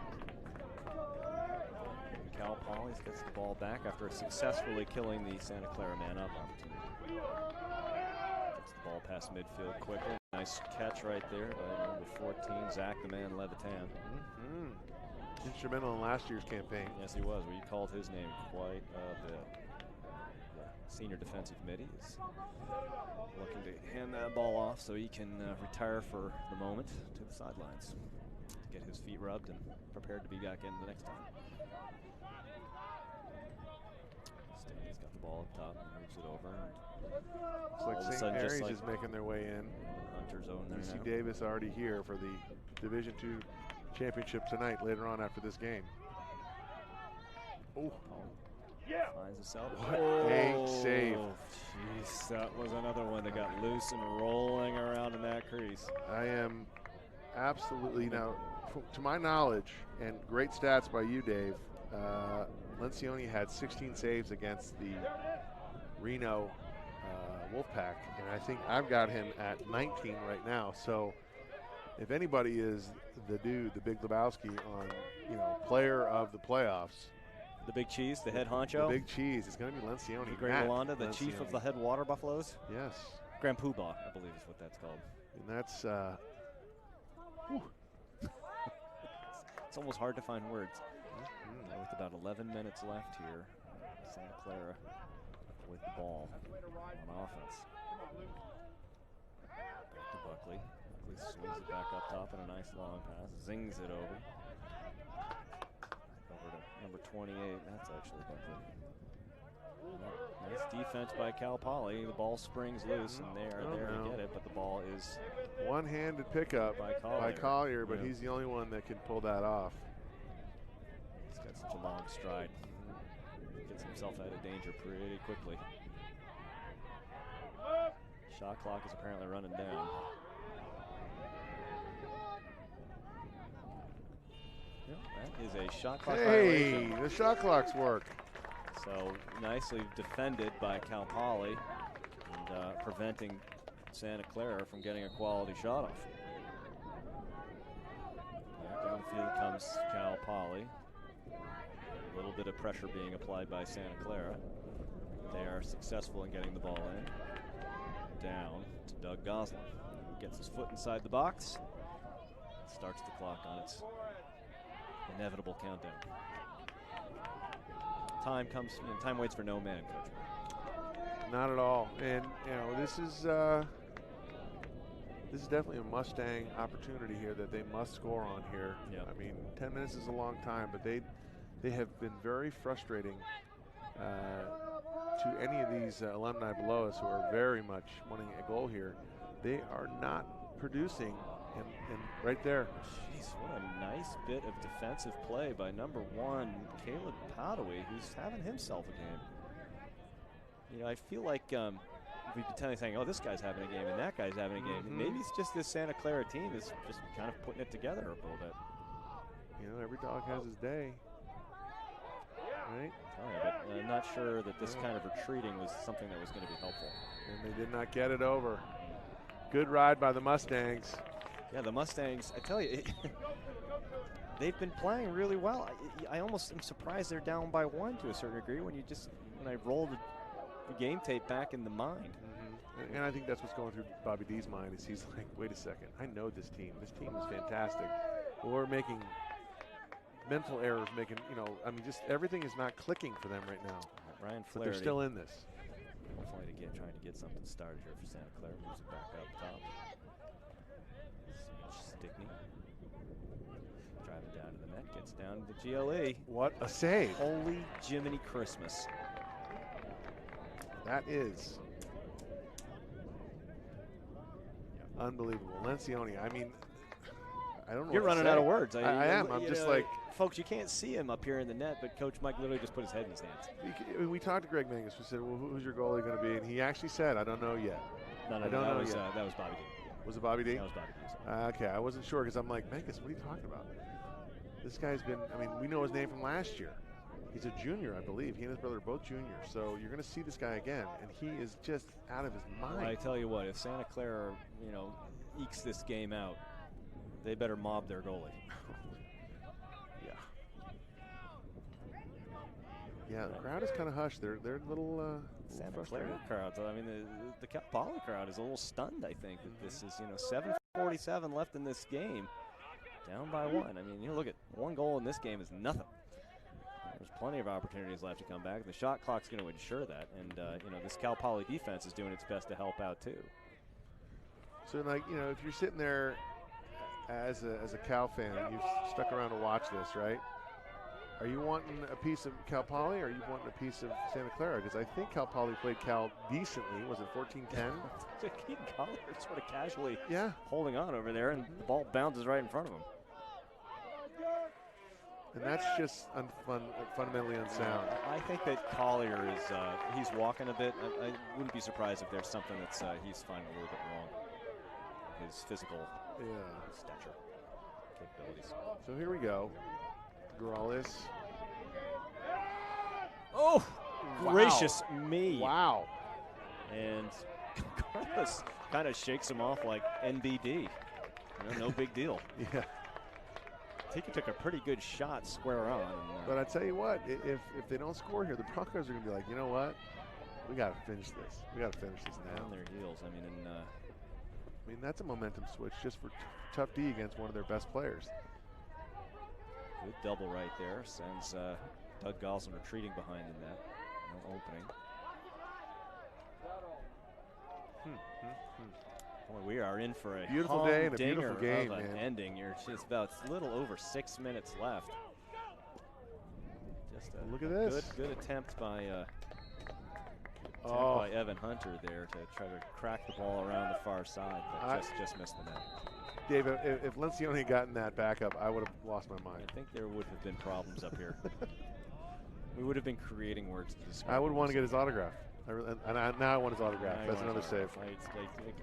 A fairly decent rip by number 22, Sam Galiff, but boy, I tell you, if you're going to put something past Lencioni today, he's going to have to do better than that. But boy, look at this absolutely furious Cal Poly ride. This has been the case all day. Yep. Lencioni makes a great save. Cal and Santa Clara here's the other tries to Lencioni. clear. There's Connor providing pressure. Whoop. Wait a second. Timeout. Bobby D, smart play. Boy, you know what? I think that is what you call a smart timeout, right? You got 5.5 minutes left to go. You know at this point, every possession matters. Everything matters. Everything matters. You got 5.5 minutes left to go. You're down by 1. You see your guy coming flying down the field and slipping on what is clearly a field laden with marbles out here in Rancho Cotati High School with waves of undulating grain of artificial turf. It's not conducive to when you're tired at the end of the game, right? You just stumble, you start slipping. And these guys have been playing at a furious pace all game long. I mean, this is where it really starts to weigh on you, doesn't it? Yeah, and I would have to give, just by pure numbers, Cal Poly the edge. But you look at the Broncos, and they're having trouble in the middle third of the field. And that is unfortunate because where can you gain time and patience? Obviously, in your offensive zone, you don't want to do that. You don't want to have a long, drawn-out defensive stand. They got to get this middle third of the field figured out so that they can close this thing out. Because if not, Cal Poly's coming back. Do you think that Cal Poly right now is a little stunned they're not winning this game? Absolutely, I think they're stunned. I think they're like, wait a second, how is this possible? We're playing all over the field, and we still can't put the ball in the net. Right. Well, again, some tremendous goalie play from the Santa Clara tender. Mm-hmm. See, he's walking with Cal a bit Poly. of I mean, Cal Poly's he's made some saves. He hasn't made that. No. Nothing like then Lencioni, All right, so timeout over. Yeah. Getting back to action. Santa Clara 8, Cal Poly 7.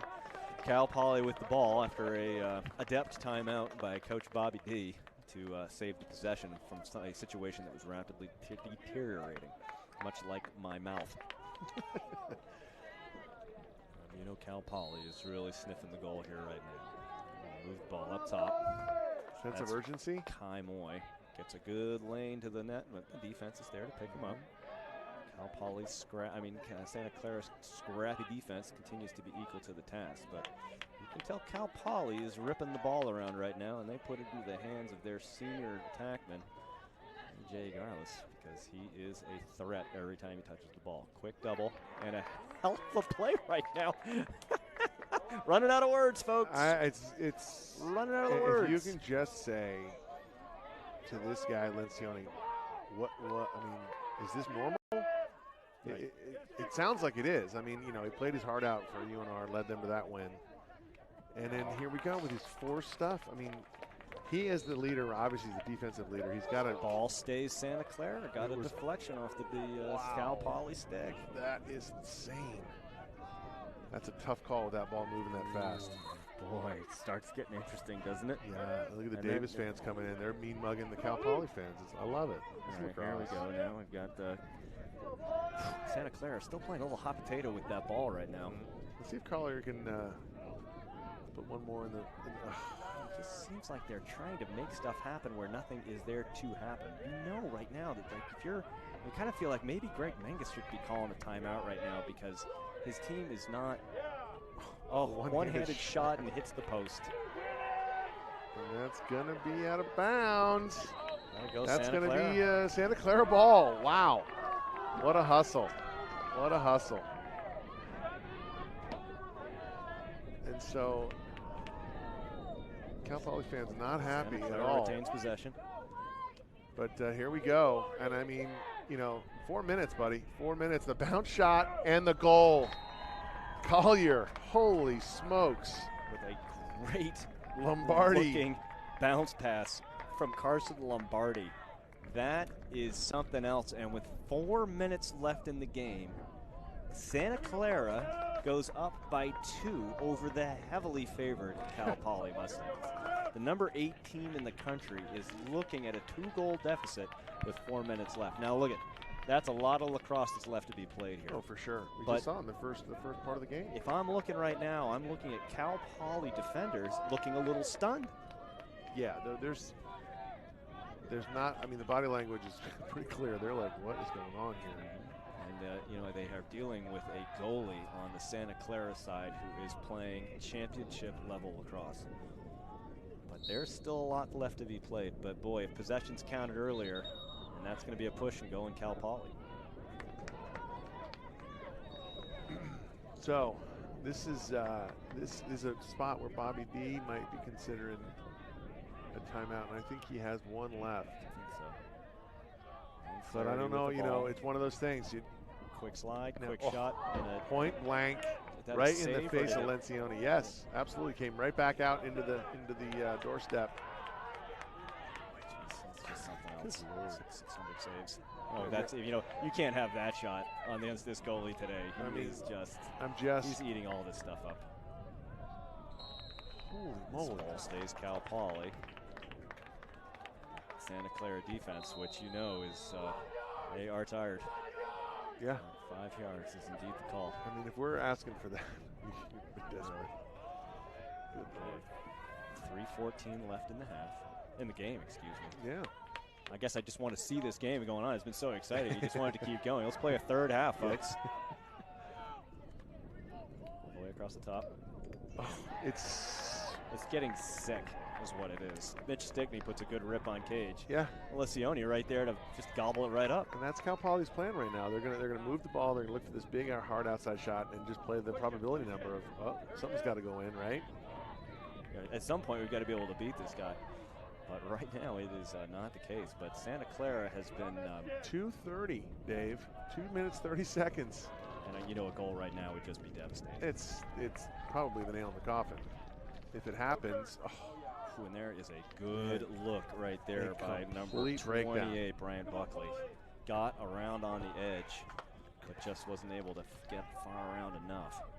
Complete breakdown by Cal Poly's defense there. Has been a defense that has been playing tremendous all afternoon, particularly in the second half, but they were able to get that going. Oh, that's terrible. The other Lencioni, Connor. Was that a word? Yeah, as a moving pick. Moving pick. Cal Poly. I thought he was solid, but, well, you know, that's why I'm not the ref. Here we go, Cal Poly. Here we go. 2 minutes left in the game. Down by 2. It's 9-7 Santa Clara. I think Goslin's feeling it. He's like, look, I got to do something here. All game long, it felt like Cal Poly's offense was just getting ready to explode. But boy, the Santa Clara defense, particularly the goaltender, has been equal to the task for most of the afternoon. Dave, may I remind you that, you know, there's a 2-goal deficit here, and now with that save, there's not a lot of time left. This is pretty much neat and tidy right here. If the Broncos can clear this, it's pretty much a done deal. They get a goal, it's over. The net is and empty. Look at this. They went to the 10-man ride, and now it looks like Santa Clara is going to just try. Henry Godfrey's survive. pulling it back out, getting doubled. Yep. Probably best to move that ball. Yeah, I mean, someone's got to help him, though. That is true. Oh. And the ball pops out. And is still loose. 1 minute, Dave. 1 minute. Santa Clara is. And they got a fresh shot clock here. Broncos looking to shock. And you know, they just put it in the shock the Mustangs. You know, they just put it in the stick of the kid they really wanted in. And absolutely. Smartly retreats behind the net. That was a timeout called.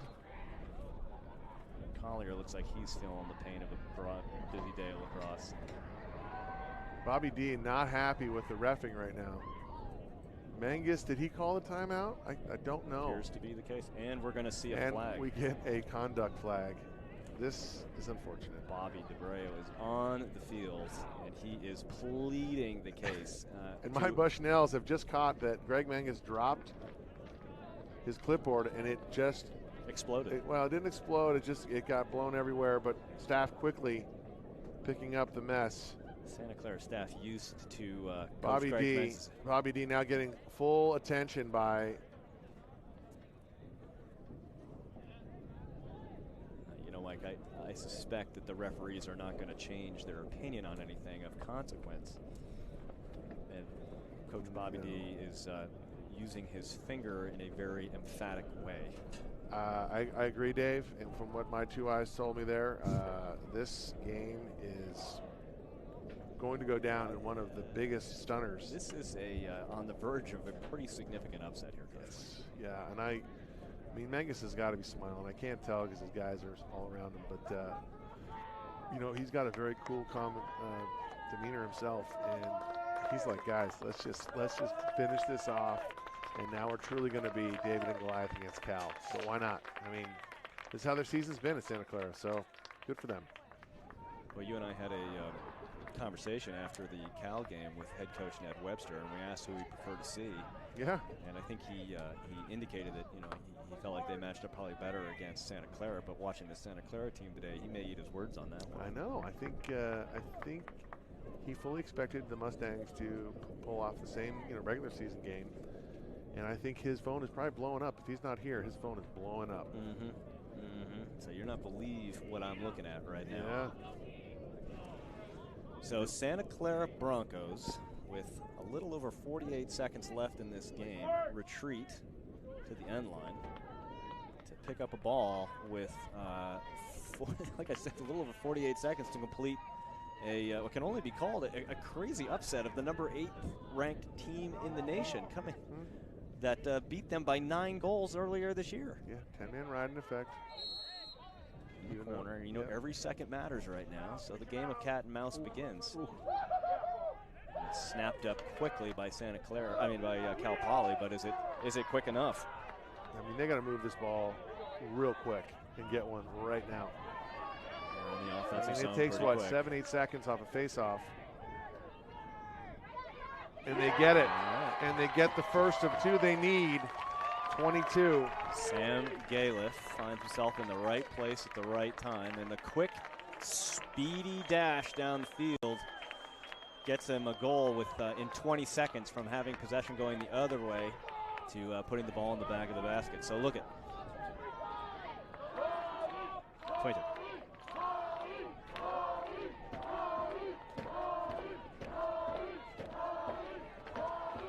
Wow, the biggest face-off right now, these two Warriors. And it's been everything that we had talked about. This is a great game. Fans are on their feet. This possession could decide it. Here we go, Mike. The face-off has been the site of just about every great battle we've seen today, and it's never have the stakes been bigger. Look at this. Pauly with it. Do not commit a penalty here. That is not how you need to do this game. Oh, what a great check. And keep it on the ground. Keep it on the ground. Oh, that's a great job. And that is going to do it. It's going to do it. We are now 5 seconds left. Nothing came out. Santa Clara Broncos have just defeated the number 8 team in the country, the Cal Poly Mustangs, in what can only be called one of the most monumental upsets in WCLL playoff history, Coach Mike. I'm literally just like looking at this game going, I did not see this. I expected a good one. This was a great one. And I mean, the Broncos, their goalie, holy moly. Yeah, I mean, come on. You and I have been talking all game about the goalie play of Matt Lencioni, but you cannot even begin to encapsulate what that kid meant to this team today on what we just saw. He was everything. He was everywhere. He was everything. I mean, you know, you stand tall in the pipes, right? But he did little things. He came out when he needed to. He was just, I don't know if he was a voice out there. We can't tell all this, this way up here. But holy moly, did they control a potent offense and literally stymied them. I mean, let's think about this. I don't think Cal Poly has ever scored this least amount of goals in any WCLL playoff. 7 goals. I mean, my goodness, they beat this Cal Poly beat this Broncos team by 9 goals the first time they met, and they just lost by 1. And a pretty impressive turn of events, and all the credit in the world to both, obviously, the Broncos players, but most especially to Coach Greg Menges and his coaching staff. Yeah. They had a plan, they stuck with it, and they got accompanied with some just outstanding play between the pipes today. Some class being shown by the Cal Poly fans. And they're led by their goalie right there. As well they should be. So a tale of 2 lacrosse games today, Coach Mike. Cal absolutely dominating the opener and winning against Sonoma State 19-10. And then what is one of the most exciting lacrosse games I've had an opportunity to see in the Santa Clara Broncos upsetting the Cal Poly Mustangs, which sets up, of course, a pretty exciting WCLL championship game tomorrow. Yeah, and I just hope that the Broncos, get their rest. Obviously, they played a late game here, battle to the end. Cal's probably home already in Berkeley and getting ready for tomorrow. But it is they're at base camp at Mount Everest. Mm-hmm. It feels good to get there, but guess what? There's a lot more climb ahead. It's a big game ahead. So for Mike Lantier, I am Dave Almy, and you have just seen the Santa Clara Broncos upset the number 8 team in the country, the Cal Poly Mustangs, by a score of 9-8. Tune in tomorrow for the championship game between the number 1 team in the country, the University of California Golden Bears, versus the Santa Clara Broncos, who you just saw. This is Dave Almy signing off for Western Collegiate Lacrosse League Championship action. We'll see you tomorrow.